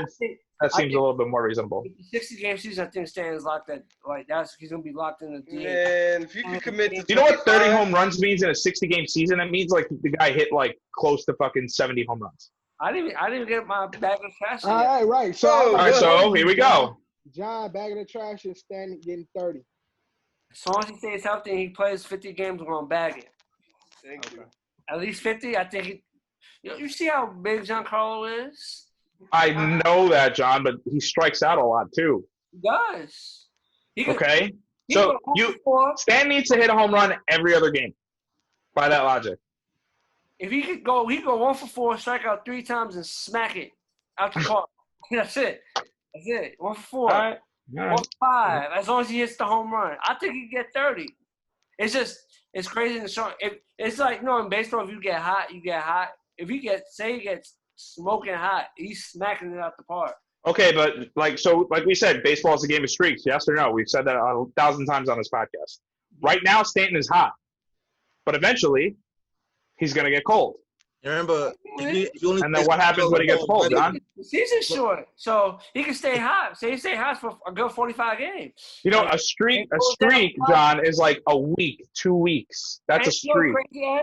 If he colds down, doesn't mean you can't still smack a home run when he's cold. It's just he's missing everything, swinging and missing everything, and he still might connect. Dan don't like the cold, man. Period. I'm bagging 30. All right, DQ. So I'm going to give Giancarlo Cruz and Michael Stanton a cap of I'll say he'll hit 23 home runs this season. 23? 23. That's so solid. If they play So 85 games, he'll have that over 3 easily. But the fact that You're just talking regular season. I just said he doesn't play well in like cold weather. So y'all know New York in late September gets cold as shit. How recently? Well, it depends. Sometimes It's hot up here. It be bipolar. New York weather is super bipolar. Yeah, but like because we'll get a month where it snow and then it'd be fucking 90 degrees the next month. Like, or I think like in December, didn't we hit like 85 at some point? I was like, what is happening? We had one snow day, and then like it went back, and then like the same week it was like 60 degrees, 60, 70 degrees and shit. Yeah, on the front end of the season, it's hot as hell. He just started. He's gonna be able to rack up some hits and get some home runs in. And like I said, at the end of the day, to shoot a hole in your theory, plate discipline. If that stays where it needs to be, we're gonna lower the strikeouts. He's shown in the past. Even his best seasons, Kev, he strikes out. He doesn't have plate discipline. He doesn't have this. He swings at everything. No. When we say swings at everything, we're talking more like Gary Sanchez, bro. He's not. Pay attention to Sam's next at bat. He swings at everything. He has no discipline. But if he figures out, Gary also swings at everything. If he figures out the plate discipline, if he does go on a hot streak, right? See, like hits like 10 home runs in like 2 weeks, right? Mm-hmm. If he's on it, people aren't going to issue him to hit anything. I mean, that's correct, and that'll be upsetting. But I mean, that's good for the Yankees. Barry Bonds literally scored more runs than any people. Like he got walked the most 2004.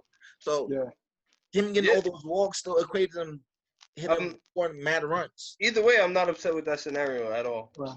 So DQ, you bag it or trash it? I'll trash it, but I'll give him 23 home runs. Okay. Got Glaber hitting behind him if you walk that man. I don't care. Walk him.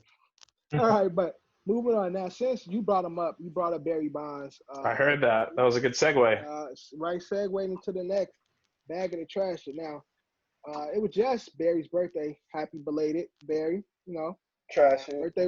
Birthday was on the 24th. Last question for bag of the trash. DQ, you first. Will Barry Bonds ever make it to the Hall of Fame? Bag of the trash.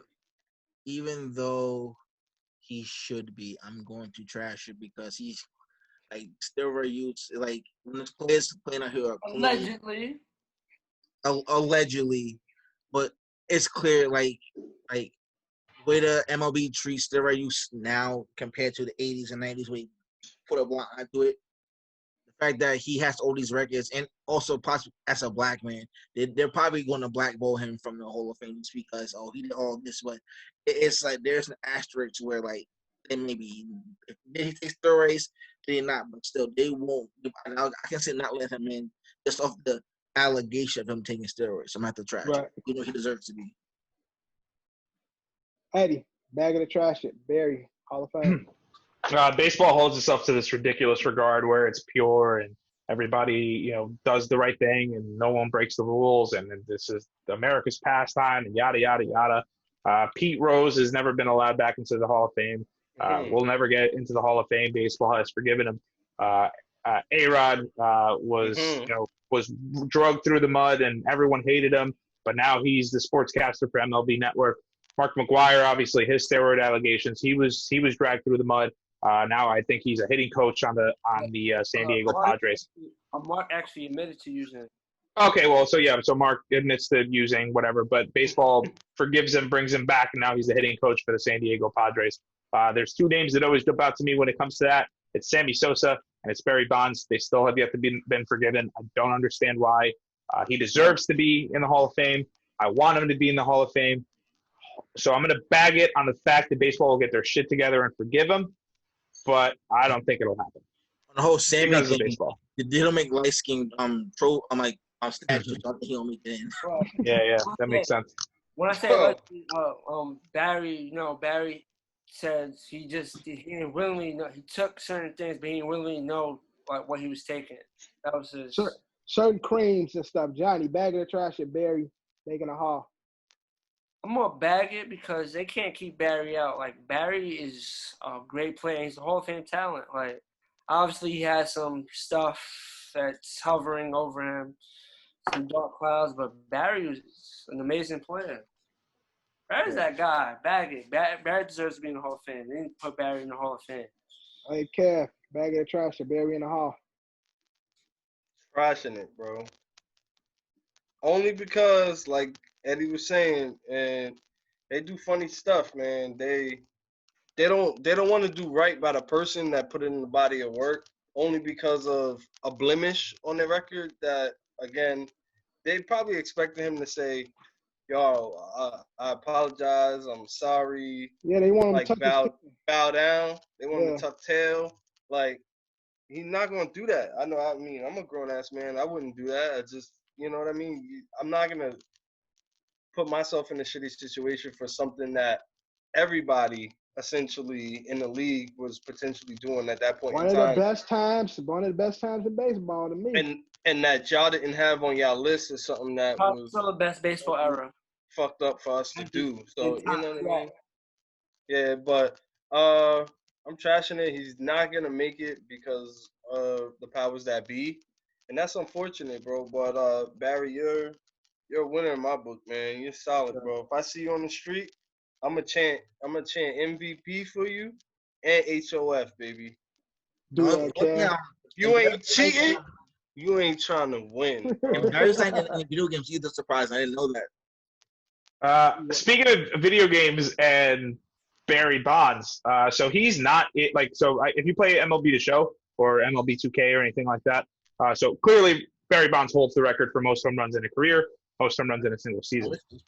When you look at that, like who holds the record, they usually say Billy Hamilton holds the most steals in a career in a single season, but it just says San Francisco Giants. It won't say his name. So then it made me remember because it's also that it's actually not the MLB. I think it's Barry Bonds' relationship with the MLBPA never allowed them to do that, even while he was playing in his playing career. If you were to pick the San Francisco Giants, the right fielder or the DH, whatever Barry was supposed to play, his name was Reggie Stockholder. Obviously, we know stock is another word for a bond. So it was kind of creative on MLB The Show, like doing that. But I was trying to remember exactly what the name was. But yeah, anytime you would play, it looked like Barry, but it was Reggie Stockholder. Why Reggie? Why not? Games when they couldn't use Stockholder. But if they used Barry, it would have been too close. That's crazy. I didn't know that. Yeah, I know that. I don't play Jordan before he was like NBA Jam and all that stuff. Like he would pick the Bulls any game, like in the 90s. He played 99. Yeah. In the zone was most funny because in the zone was player 99 and he was white. That was the funniest thing ever. Yep, I remember those days. Jordan would be in there. All right, but that's bag of the trash it. We're moving on. Star bench cut. All right, on today's episode, we're starting off with some of the best special teams players, kick returners, punt returners. So we got Devin Hester, Dante Hall, and Josh Cribbs. It ain't cake because y'all gonna sleep on Josh Cribbs, but he's actually one of the better receivers of the Go ahead, Kev. Star bench cut. Kev, go ahead. It's just cake. Okay, Devin, you starting, bro. You already know you starting. Of course. I don't even know why you was nervous, pimp. Secondly, I'm benching Cribbs because yes, he was the best receiver out of the bunch. But bro, you got the longest kickoff return out of these two players here, man, with 103 yards. So you're good in my book, man. And then Dante Hall. Who? Dante Hall. Cutting you, Yeah, bro. who? What? What do you mean? What? Disrespect. That's how I feel about you, bro. As far as this list is concerned, thank you for your contribution to football. I hope that the NFL has helped you gain a successful career for your life, and I hope you've continued to have wealth in your family for generations and generations, bro. But you're getting cut, pimp. Dante Hall was the kick return safety team. Bro, the X. Play. Nigga, Yeah, come he on, made man. that. Hester. He made that before Hester took off. I'm sorry. All right, Getting cut, Eddie, bro. start bench cut. Again, I'm not mad at Kev's pick. It's just the disrespect on Hall's name is what I'm. Yeah. No, absolutely. So being on that, sometimes you got to be the first one, and the first one through the fire is usually the first one that doesn't really get the respect that he deserves. But usually the second guy, so it's almost like the firstborn, gets a lot of love and attention. But once that secondborn is born, everybody loves the baby more than they love you. So unfortunately, as skilled as he is, the pioneer of the punt returner, kick returner, D'Angelo Hall has to get cut. Hester will be my starter. Dante Hall, sorry. Devin Hester is my starter. And Josh Cribbs, because he was the better receiver, in my opinion. Because, again, he wasn't just special teams. I contributed this to, what they also did on the field.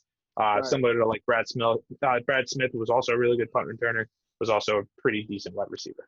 Word. Y'all get drafted at positions. We want y'all to produce at those positions as well as do y'all returns, bro. Yeah. All right, DQ, start bench cut.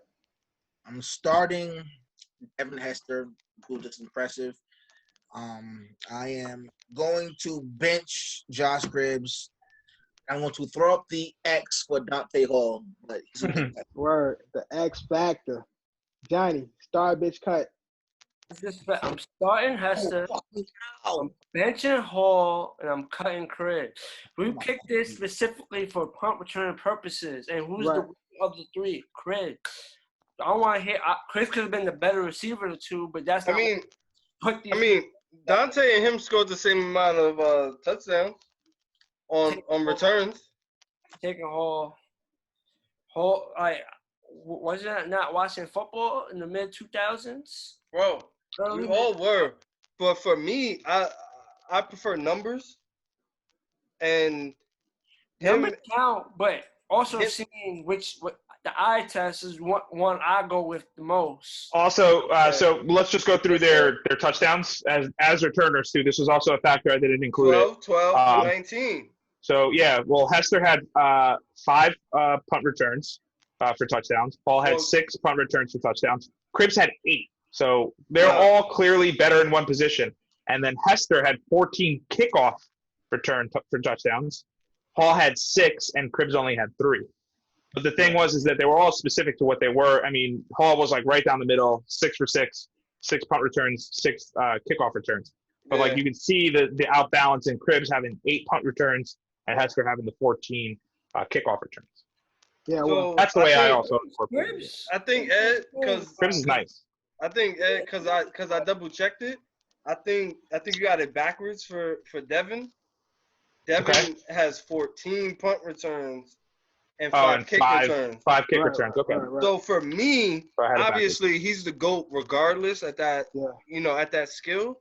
But for me, Devin, punt returns, bro, that's hard. It's way harder than kickoff return. Hell yeah, punt returns are tough. Yeah. So he caked on that. 14 of those. Yeah. Well, I'm definitely starting Devin Hester. Again, another good time in Chicago, man. Chicago. What are we talking about? Yo, Chicago was lit. Devin Hester, and I'm going to bench Dante Hall. And it's not because of the numbers. More of what Jonny was saying, the electricity that Dante Hall had, how he got out of bad returns, how his ass picked up every ball that came his way. Regardless of it being a bad kick, he picked it up and tried to make something happen. He went from one side, then went from the other side. Josh Cribbs was great, but he knew how to get to that touchdown. But Devin Hester, had a knack for the end zone. Right. But Devin Hester and Dante Hall had that X factor that Come on. What was your numbers for Josh Cribbs? I had 8.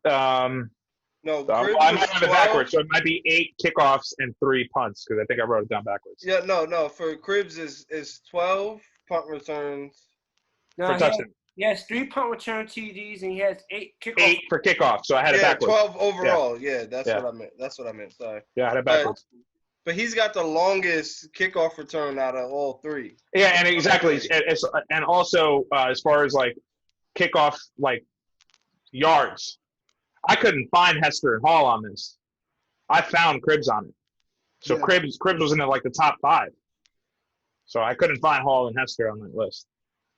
So as far as overall yards, not just touchdown, overall like kickoff yards. Yeah. Up there. And again, and most lists that I've seen, like throughout the web, they actually have Josh Cribbs as the best. Have more receiving touchdowns than Cribbs too, but I want to throw again in regards to special teams. Like on most lists, Josh Cribbs is number 1 for his not for his return yards, and his touchdowns is fairly similar to the rest of the guys. Only reason why I'm cutting them because out of watching the games, Devin Hester, Dante Hall was a show. Josh Cribbs, again, just had a knack for getting down the field. He will get there. But in regards to explosiveness, the X factor, Devin and Dante both had that. So starting Devin, benching Dante, cutting Cribbs. No, it ain't an easy pick like Kev always fucking said. This shit cake. I said Cribbs was the better receiver, but Dante Hall had more receiving yards and touchdowns. And more touchdowns? Yeah. I always saw Cribbs as more of a receiver. I always thought he was the better receiver. All right, John, you got it. Dante Hall had 1,700 receiving yards for his career, and Cribbs had 1,100. Yeah, but Cribbs had like 7,000 yards in like 5 seasons. Like, like he was Cribbs was a great. He was running up numbers like quick. But yeah, that's my start bench cut. We're gonna move on. We still doing start bench cut, and we're going into baseball. Back to baseball. He's already at baseball, but we're going back to baseball. So, start bench cut. We got Michael Brantley, Justin Upton, and Ryan Braun. DQ, start bench cut. This is a little hard. Pause. But still think. So even though Justin Upton has a twin, and Ryan Braun was not for PEDs, I'm gonna have to start Ryan Braun because even though he got knocked for PEDs, he still had an impact in Milwaukee. So like when he's on his team, he's that star player you picture on that team. Justin Upton, he's bounced on the league a little bit, so you don't really connect him any team really. I'm gonna have to bench Justin, and I shall cut. How's his name again? I just read it. Justin? Michael Brantley? Yeah, Michael Brantley. Yeah. Okay. All right, Ed, start this cut. I'm cutting Brantley because I didn't know this. So reverse of DQ, because of the way he handled PEDs. I don't care about the PEDs. I'm on record saying I want my guys on steroids. I could care less of it. If everyone's doing it, then I'm sure they're all doing it. So whatever, or they're doing some form of it, or whatever it might be. But because of the way he handled it, he got like several people fired. He's a disgusting person. I don't really care about what he did athletically. Athletically too, like he only had like 1 or 2 good seasons where I was like, oh, this Ryan Braun guy's really good, and then he got popped for the PEDs. So for that reason, I'm going to cut him. I think Justin Upton is probably one of the most athletic center fielders I've seen in a really, really long time. So therefore, I will start him, and then Brantley will be on my bench. All right, Kev, start bench cut. So I started Upton just because, not just because of like his batting average and stuff like that, but he was, I think, the best like outfielder out of the bunch. Then Ryan, how do you say his name? Braun. Braun. Yeah, Braun. Braun. Yeah. I have him on my bench.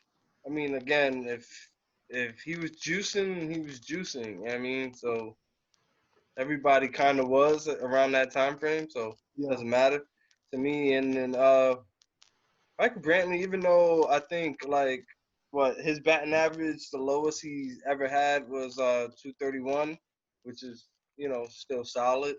And then his highest was 327. I'm sorry, man. I have to cut you if I'm just being biased overall because last year you played in Houston, so I knew it was coming. the dub for that. Dub for that. All right, John. Star bench cut. I'm starting Braun. Obviously, he has the asterisk because you got the drug that you got drug use test positive, but he did win an MVP. He won an MVP. I'm benching Upton and I'm cutting Brantley. All right. Hey, I'm following you, John. I don't follow baseball like that, but Upton and Braun are players that I do know. I know Brantley being around a long time, but I don't really know his game. But I remember Braun being a good player, and I know I said Braun. Upton and Brantley both are 4-time All-Stars. Brantley's a 1-time Silver Slugger, but Upton was a 3-time Silver Slugger, so that helped me with my decision. Obviously, Braun MVP trumps that. I think Braun was a 6-time All-Star. I would have gave Justin like the start if like him and that race team in 2010 did something.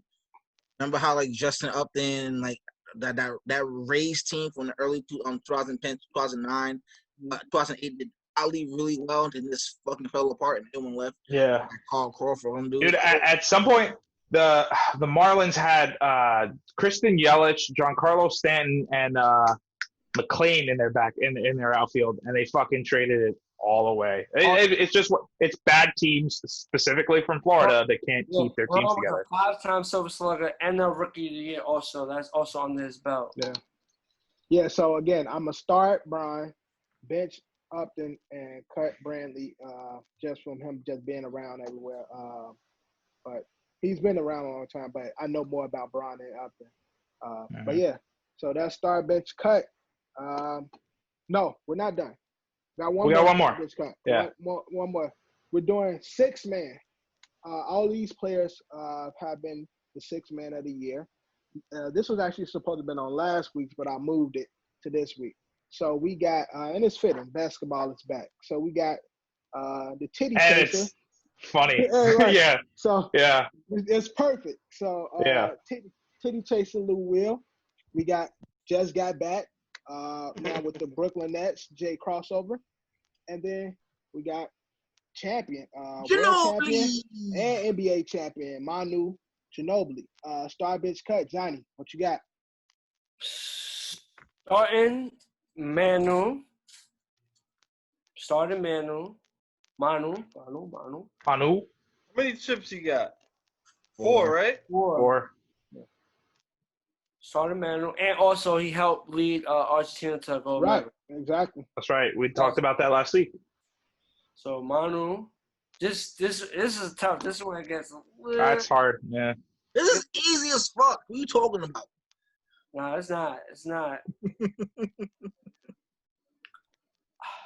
I'm gonna start Manu. My bench Croft. There we go. Tough. It was a very, very, very tough. But I give Crawford the slight edge of Lou Will. But Lou Will be doing his thing. It's that was a tough one. I don't know. Okay. It wasn't easy between these three. But I feel like Manu was the easy start though. Right. All right, DQ. Start bench cut. You already know who I'm starting. My boy Jamal Crawford. Bias. Bias as fuck, but nah, I have to prove it. So he's the first 3-time 6-man of the year.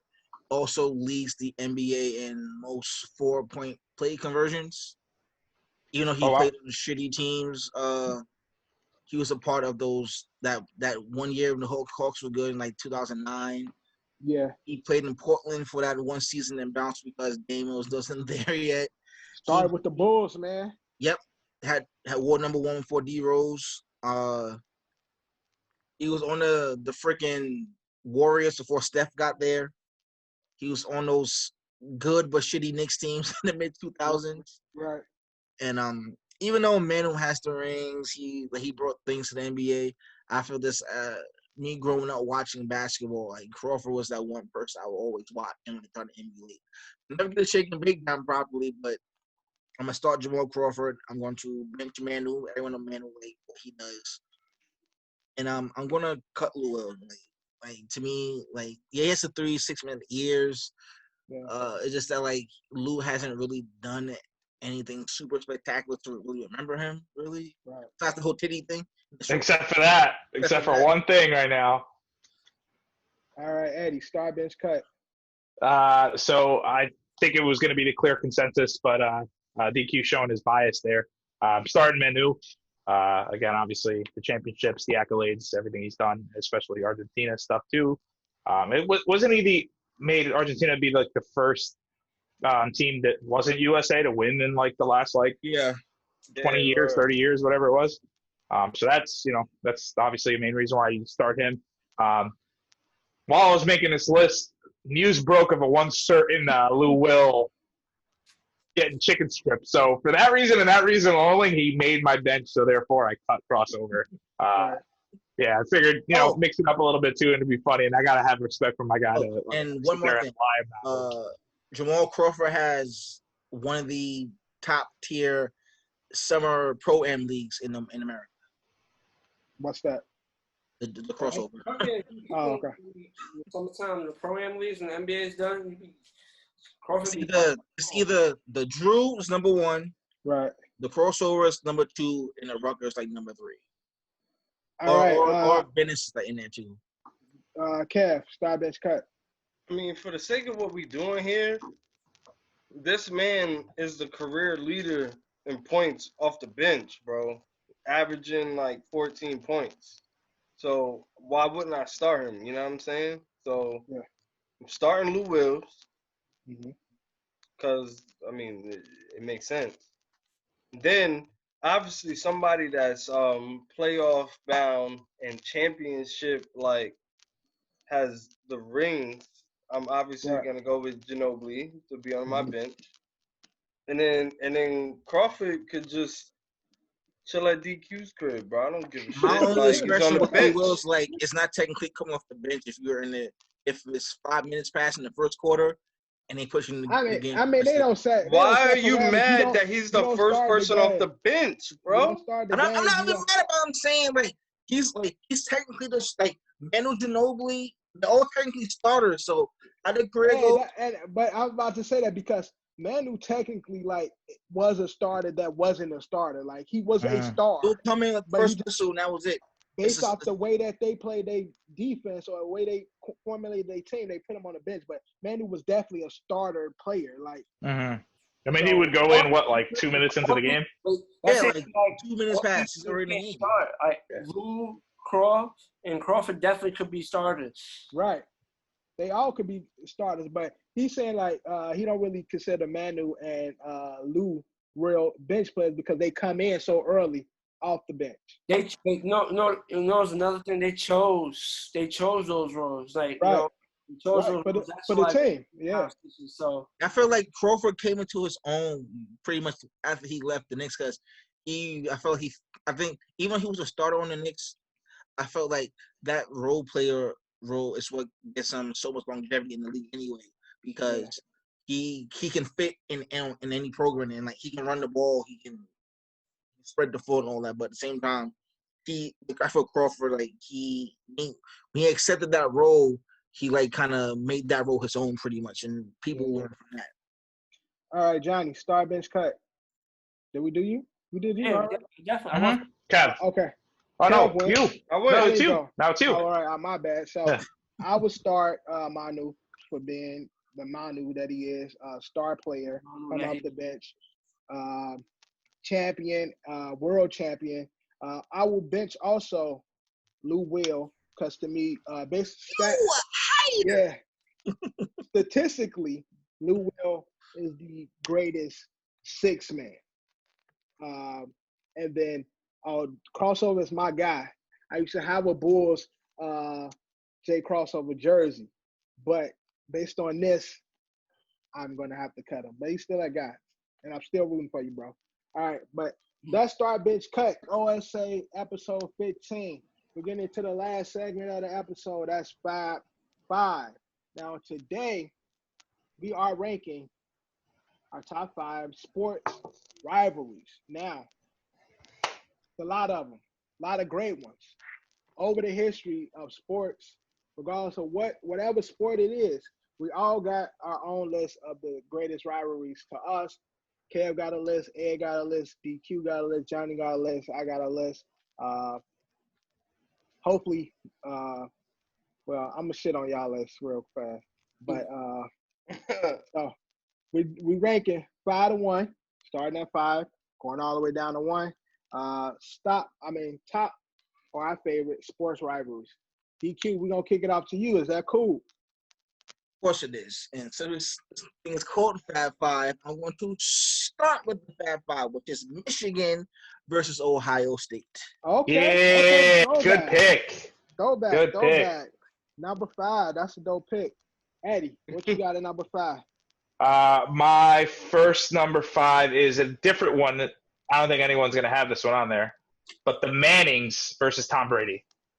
Peyton and Eli had a real struggle with Brady. Obviously, Peyton more so than Eli. Right. But the Mannings versus the one Brady. Versus the one Brady, man. Brady versus the Mannings. That's a good one. I like that. That's a good one. Kev, what you got at number 5? Yo, I can't stand Ed, man. My number 5 is Tyson versus Evander Holyfield, bro. Good rivalry. Yo, when you get to the point where you feel like you gotta bite a nigga. That's some hate. That's some hate right there. Like, yo, I'll bite the shit out of you. Yeah, that's an anger on a different level. Like, you're thinking in your head, like. Documentary, Tyson explained it. That documentary that came out a couple of years ago. I think it was called Tyson. He explained why he bit. What'd he say? He said Holyfield kept headbutting him. So he was getting frustrated, and he said, kept headbutting me. He got the ref, like, yo, I ref. had to bite him. Something. He said, he said, I had to bite him. I had to bite him. Yeah. Diabolical. Just know he got snapped. Holyfield was known for headbutting too. Like, he was. Got that big ass head. He hit him that bald head. And that's what I'm not justifying, but that was Tyson's reason. Because his whole thing, he would try and cut you open. And once in boxing, once you get that cut, if they can't stop it from bleeding, they'll stop the fight. So I recall that because a lot of people would not try and get close in with him. Because he used that sharp ass head and cut you open. Because he would use your excuse for closing the gap because you need a breather to just he opened your shit up and then the fight be over, he won and shit. So for me, I put that at 5, definitely, man. Tyson, you ain't cheating. I was just hungry, you know. I mean, they don't feed us in between these fights. All right, John, number 5. My number 5 is Bird and Magic. Known as, or just Bird and Magic? No, it's just Bird and Magic. Just Bird and Magic. Bird and Magic. Bird and Magic. Probably started in college, so obviously carried over. Right, exactly. Started at Indiana State, Michigan State, and then it moved over to the league. Yo, I swear to God. The 2 teams that they play for is also another rivalry that I have. Right. Okay. That's why I said. Okay, John. I was just making sure. All right, at number 5, I got Patriots versus everybody. Because when the Pats era started, from Spygate to Deflategate to Brady, from the Tuck Rule, nobody likes the Patriots. Like, so would you say Patriots versus the world? Patriots versus the entire league. Everybody despises the Patriots. They win, but everybody low-key despises the Patriots, especially the Brady Belichick years. So my number 5 is the Patriots versus the league. DQ, at number 4, what you got? So my number 4 is a rivalry that's way older than us, but it took place in New York. So I'm not sure if you remember this. Of course, you fucking remember it. But the Dodgers, the Giants, and the Yankees all played in New York, which is in the They were hella close. And if you not sure you know this, but like any World Series, like in that time period, either featured one of those three teams. Of course, yeah. So I'll call this the New York Triangle rivalry from the Dodgers Giants. Gotcha. Good pick. Eddie, number 4. My number 4 is going to be Real Madrid versus Barcelona, also known as El Clásico. It's soccer based, obviously with Messi and Ronaldo. For a while now, Ronaldo's gone. He's playing with Juventus, but for a long, it's also known as El Clásico. Everyone gets hyped up for those games, especially in the bar industry. So yeah, I'm gonna go with that. We get killed with soccer. Kev at number 4. And my number 4 is Eddie's number 5. So I was a little frustrated. So damn, sorry, buddy. It's considered the Manning family rivalry against Brady. Like Peyton is by far probably like second best, if not first best quarterback like to ever play the game, like as well as a trendsetter for the game. So basically the only time that like he really got a piece of him and won was in the 06 like AFC Championship game.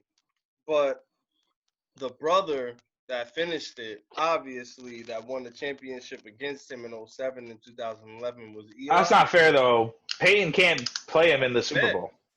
So it was basically but Brady was picking on Peyton, and the little brother came in and had to help out. Yeah, exactly. So we gonna jump this nigga.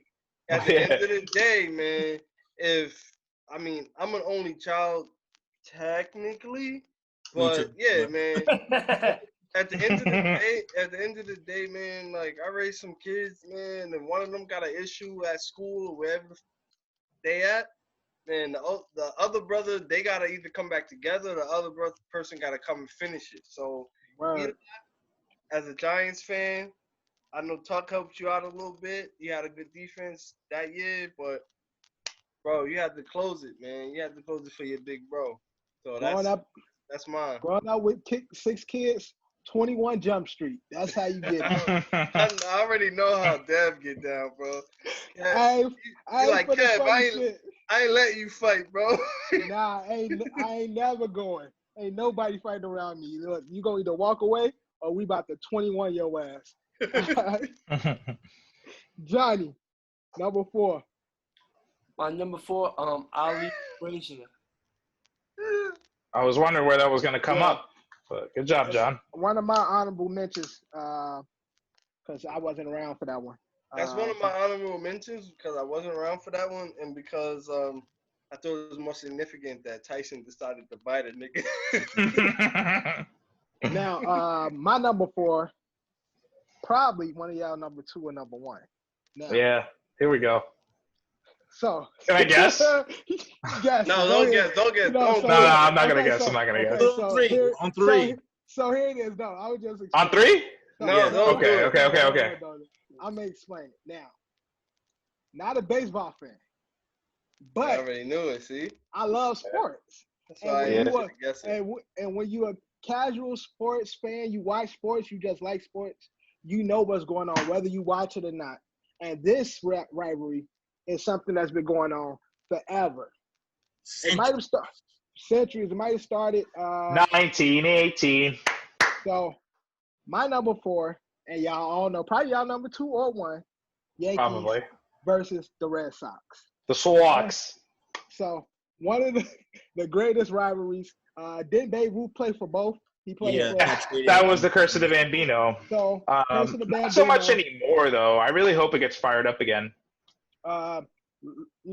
Yankees is known as the evil empire, but Sox lately has had their ticket. So they've got more rings than we do recently. Yeah, I remember one. It was Pedro Martinez. He threw that he took Don Sterr. Not Don Sterr. Don Zimmer. Remember the Dave Chappelle's on skit? I'll never forget it. And again, I don't watch baseball like that, but I remember that shit because that shit was so slow. But he just grabbed his big ass head and just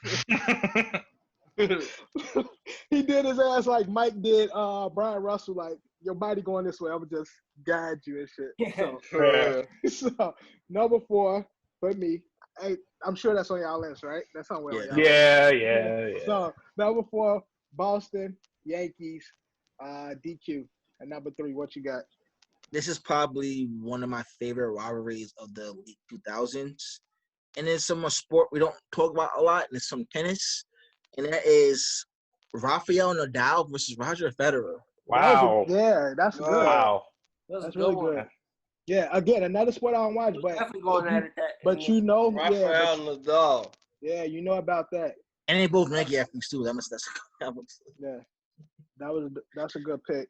Ed, at number 3, what you got? My number 3, I wanted to see if we could tie this, but since DQ already said it, I had a different sport than you did with Ohio State, Michigan. It was more like football, but the first one in front of it was Duke, North Carolina. Yeah. 2 of my favorite college basketball teams, by the way. And they're right down the street from each other. They know that. Right down the street. Right down the street from each other and shit. Hate each other. A lot of great players came from those 2 schools and shit. So, definitely dope pick. Kev, at number 3. My number 3 is the Lakers-Boston rivalry, just overall. You know what I mean? And Boston, huh? And from what we've seen, Chicago sports. From what we've seen in our generation, just it's a great rivalry. You know what I mean? It's just something that it don't matter if they play in LA and our asses gotta start the game at like 10:30 at night. Like, we don't give a shit. Like, we was trying to see the late great the Lake Show. Kobe Bryant. You know what I mean? So at the end of the day, like, it was just all love on both sides, but we knew that man came up to show us what the work be like. So it is what always it is. Rest in peace, last King. We love you, man. We do. Always the last game on TNT and shit. Like, LA games, definitely. Yeah, like, damn, like, I didn't already watch 2. It's like 11:30. The game just started. Like, you looking at the TV like, yo, I gotta be up at 6. Like, can I afford to watch this game? Like, that's like definitely what I be saying to myself. From 10:30 games be lit. John, you got to live for those 10:30 games. John being the Laker fan here. Of course, I love 10:30 games. Those are the best games. And that's what I'm saying. It don't help if it's a good game. Because now you like, damn, I'm trying to go to bed, but yo, this game is good. All right, John, at number 3, what you got? My number 3 is Yankees Red Sox. I have that. That far low, John? Good shit. It was a big tug of war between number 3 and number 2, but Yankees Red Sox.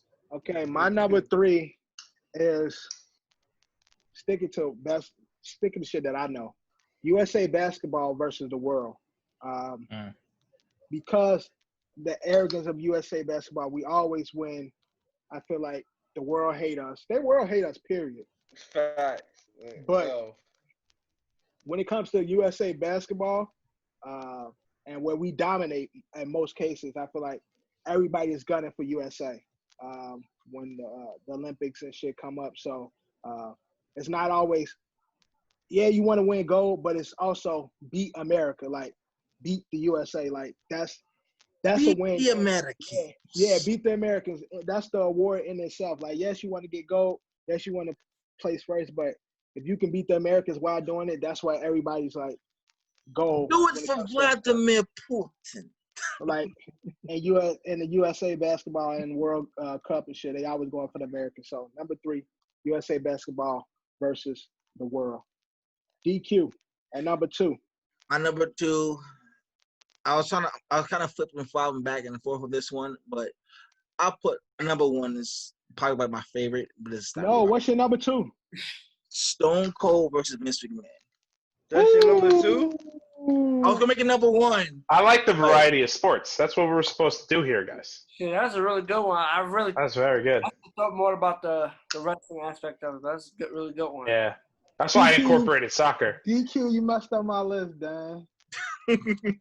Damn. Wow, See, it happens to the best of us. Yo, I swear to God, I didn't think anybody would put that on their list. It's not that exactly, but it's something. Yeah, I might have to pull a Drew. That's my number. Let's be real. The only person that you should have thought about doing it would be DQ. I mean, he's very active. Yeah, I thought John would possibly throw something in there, but I thought DQ probably like New Day versus somebody, like some bullshit. I said, yeah. I'm not gonna lie, DQ. I might pull a June and be like, I'm taking DQ number 2. All right, Eddie, number 2. Number 2 is Lakers Celtics. Damn, DQ. Yeah. Damn. That sucks. I'm really, really sorry, dude. Yeah. Obviously, I mean, the rivalry obviously goes really, really far back, and it still happened recently. Number 2? Well, it's mostly because it's more of like what I remember like watching. I remember sitting downstairs in the lounge, lower lounge, with Jonny and Perry when it was Celtics Lakers. And it was like the first time I like really like genuinely cared about basketball as an adult. And yeah, I was rooting for the Lakers to beat the Celtics. And you was watching Kobe put in work. That's right. Yeah. Man, Yo, he was pissed off. I'm about to put DQ on it. So you don't even like basketball? Hey, get out of here, bro. Rest in peace, King, man. Kobe was putting in work that series, man. I'm dead about to put DQ on the bench, yo. He killed my head. Kev at number 2, man. Fuck DQ. Number 2? The only reason why this number 2 is not at my number 1 is because I'm a biased motherfucker overall, and I already know my number 1 deserves to be number 1. So we all do. At number 2, the Steelers and the Ravens, bro. Ravers. Yo. Early 2000s though, that shit was fire. And the Ravens rivalry, like, yo, both of these teams, because I love my football, man. Like, I'll tune into any game unless it's, let's say, the Browns versus the Jets. Like, why am I wasting my time, right? But bro, I watch it now. Browns got a whip. At the end of the day, man, the Steelers rivalry that they have with the Ravens, man, they're both like known for their hard-hitting defenses, and then like offensively, usually the slack. That's where the slack is, but they're known for their run game and stuff like that. I mean, that rivalry coming into any game, anticipation-wise, is ridiculous. Even for those of us that are not like fans of either team, the hype is ridiculous. If we have like fantasy football teams, and we have 1 or 2 players on those teams, especially those that are like the explosive players on those teams, we already know, like, all right, we gotta expect a little less from those players this game because both teams take their licks, man. That's what it comes down to. So, yeah, that's my pick. That's good. I remember those days. Jonny, number 2. I'm not gonna lie, I scratched my number 2. Shout out to DQ. Putting it back in my head. Austin McMahon. I was like, oh, poor Dev. Fire. Gotta put that number 2. I'm sorry, Dev. It's already been mentioned. It's in the air. I'm gonna stay true to my list because that's the way I had it. I ain't gonna change it. Number 2. About my list, but yeah. Number 2 is the 90s Bulls versus the NBA. So that versus what? The NBA? Yeah. Because I thought you were gonna go Jordan versus the Pistons, but I would have taken that too. But they had the Pistons rivalry. They had the Pacers rivalry. They had the Lakers rivalry. They had the fucking Knicks rivalry. They had the Knicks rivalry. They had the Cavaliers rivalry. Like the whole Eastern Conference, pretty much. You saying Bulls? Are you saying Bulls? Or you saying Jordan versus the NBA? I'm saying the 90s Bulls. The 90s Bulls. Rodman was there too. Jordan versus the NBA. 90s Bulls. He said every 90s Bulls team. They were the guys, and everybody was trying to knock them off. And there was always somebody different every year or so trying to knock the Bulls off. Fucking DQ. So that's number 2. Damn, so that means I was your number 1, Don. So, number 1. Number fucking 1. Fucking 1, Drew. Drew. Fucking Drew. So, DQ, the fact that I number kind of 1. flip-flop back and forth for 2 and 1. Oh, Lord. Number 1 is technically more of a friendly rivalry because we all know who the better team is over time. And you know where I'm going with this? No, I don't. Mets versus Yankees. Mets-Yankees is your number 1. I was going to put the Vincent Man Stone Cold number 1. But like, it kind of like, number 1. I didn't expect that reaction. Wow. I didn't expect that reaction from it. And since everyone said Yankees Red Sox, I never been to a Yankees Red Sox game, but I have been to a Subway Series game 3 times. Yeah. Did you go to the one in 2000? Because I was. Insane. I was there. That was great. Yeah, but the Mets Yankees is a cool rivalry. It's a cool rivalry. But Yeah, it's fun. I've actually never been to. and they play each other in the World Subway Series. Series? Subway Oh, they're the Series best. Yes, you game. gotta go. Yeah, they're the best. That should be rocking. Honestly, Kev, go to Citi Field. No, honestly, I had It's more tickets. expensive though. Go to Yankee Stadium. No, I had tickets for this year, and I just got refunded like a month and a half ago because, obviously, Yeah, I COVID. had tickets. To go my to City first or to game. go to the Bronx? No, Shay. Yeah, City. City. No, I had Yeah, tickets for City's City dead. because I've seen the Bronx a million times, but yeah.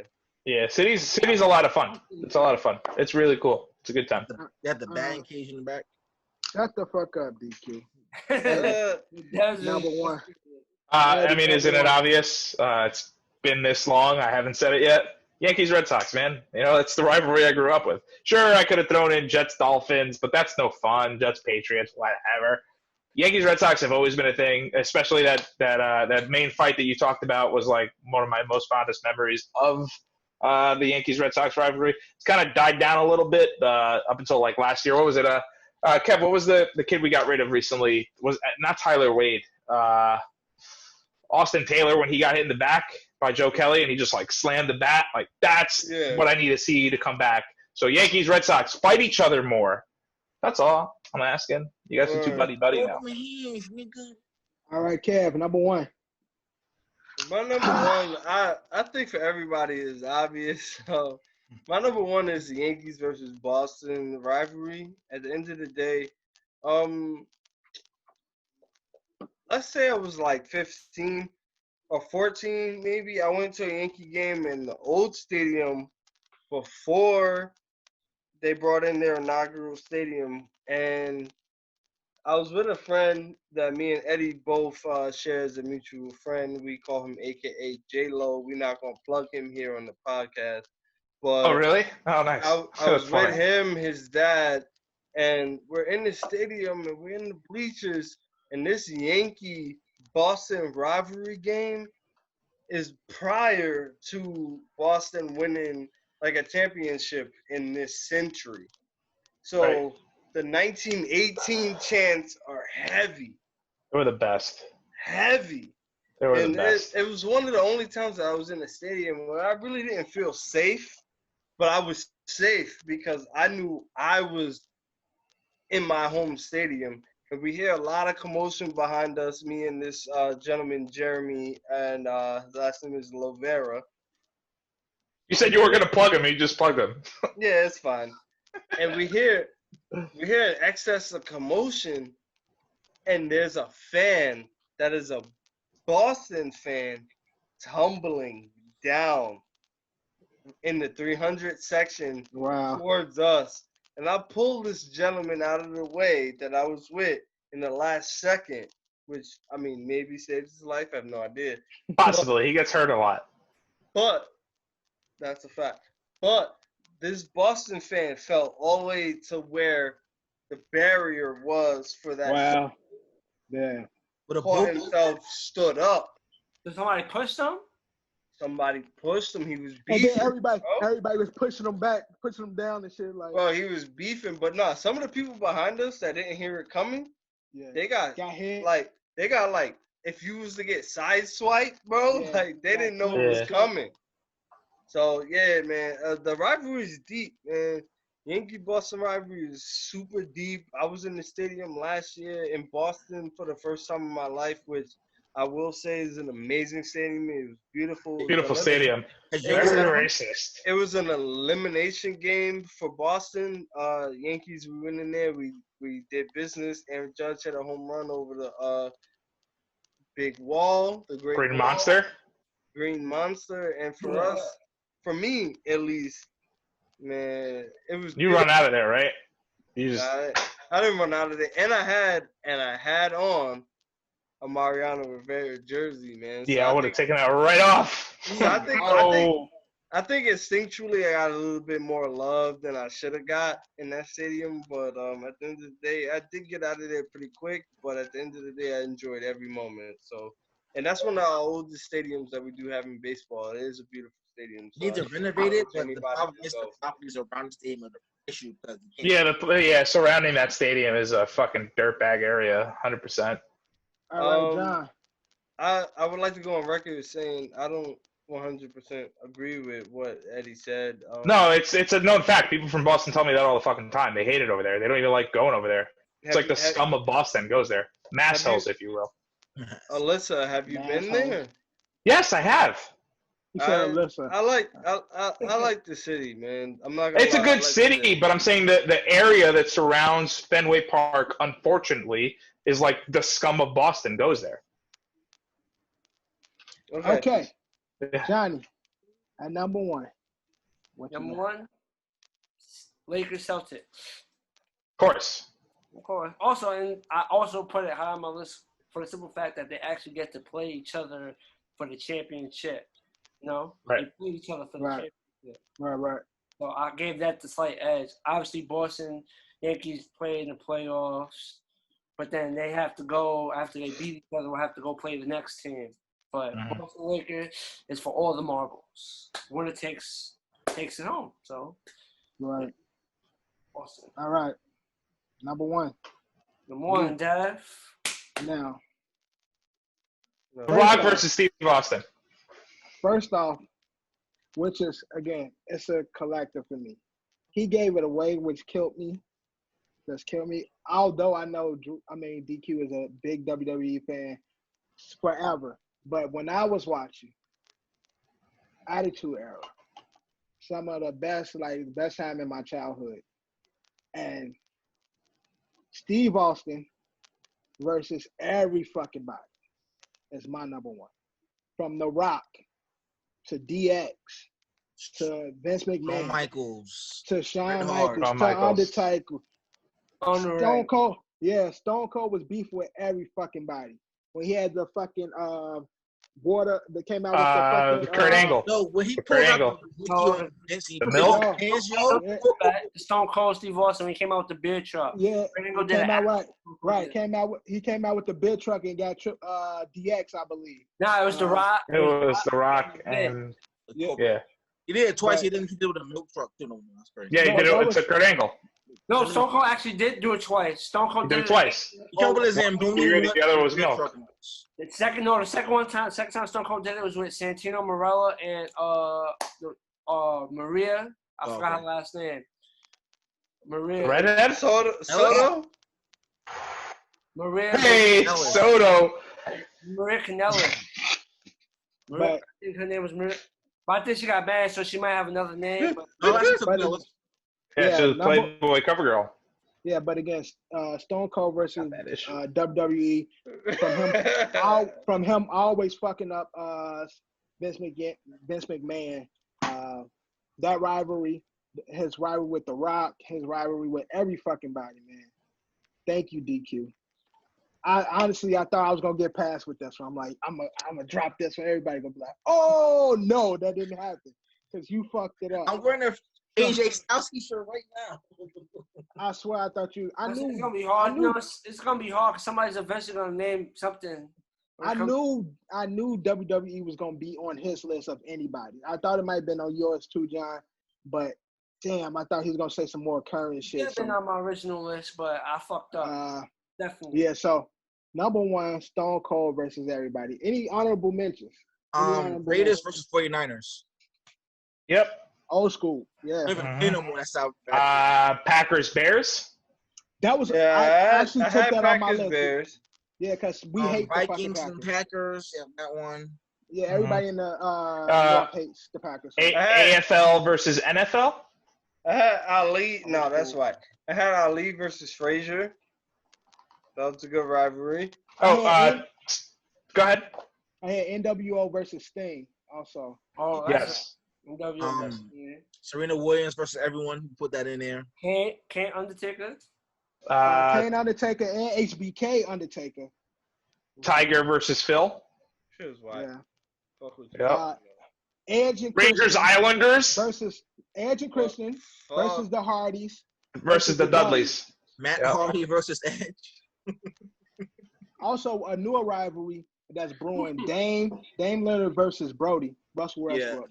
That's a rivalry. Them niggas don't like each other. Reggie Miller versus Spike Lee. Spike Lee. All right, that's a good one too. And I had Trish Stratus versus Lita. Draymond versus everybody because nobody likes Draymond in the NBA. Florida versus the U. Yeah. I thought Ed was gonna say Florida versus like everybody currently. Yeah. Well, Florida versus the world. Yeah. COVID versus everybody. But yeah, that's our. Yeah. So that's our damn fucking DQ.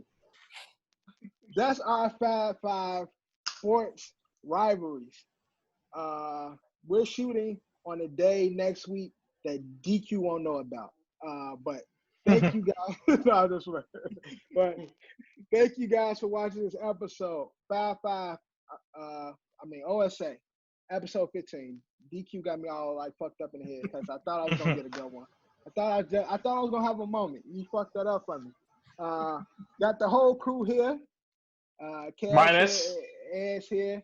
X minus Drew, DQ, Johnny 5.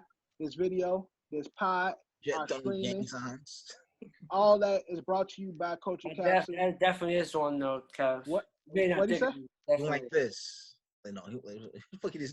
He's throwing 3 fingers. Who was? Oh, I thought he was throwing up GD. Let me stop throwing them games on the pod.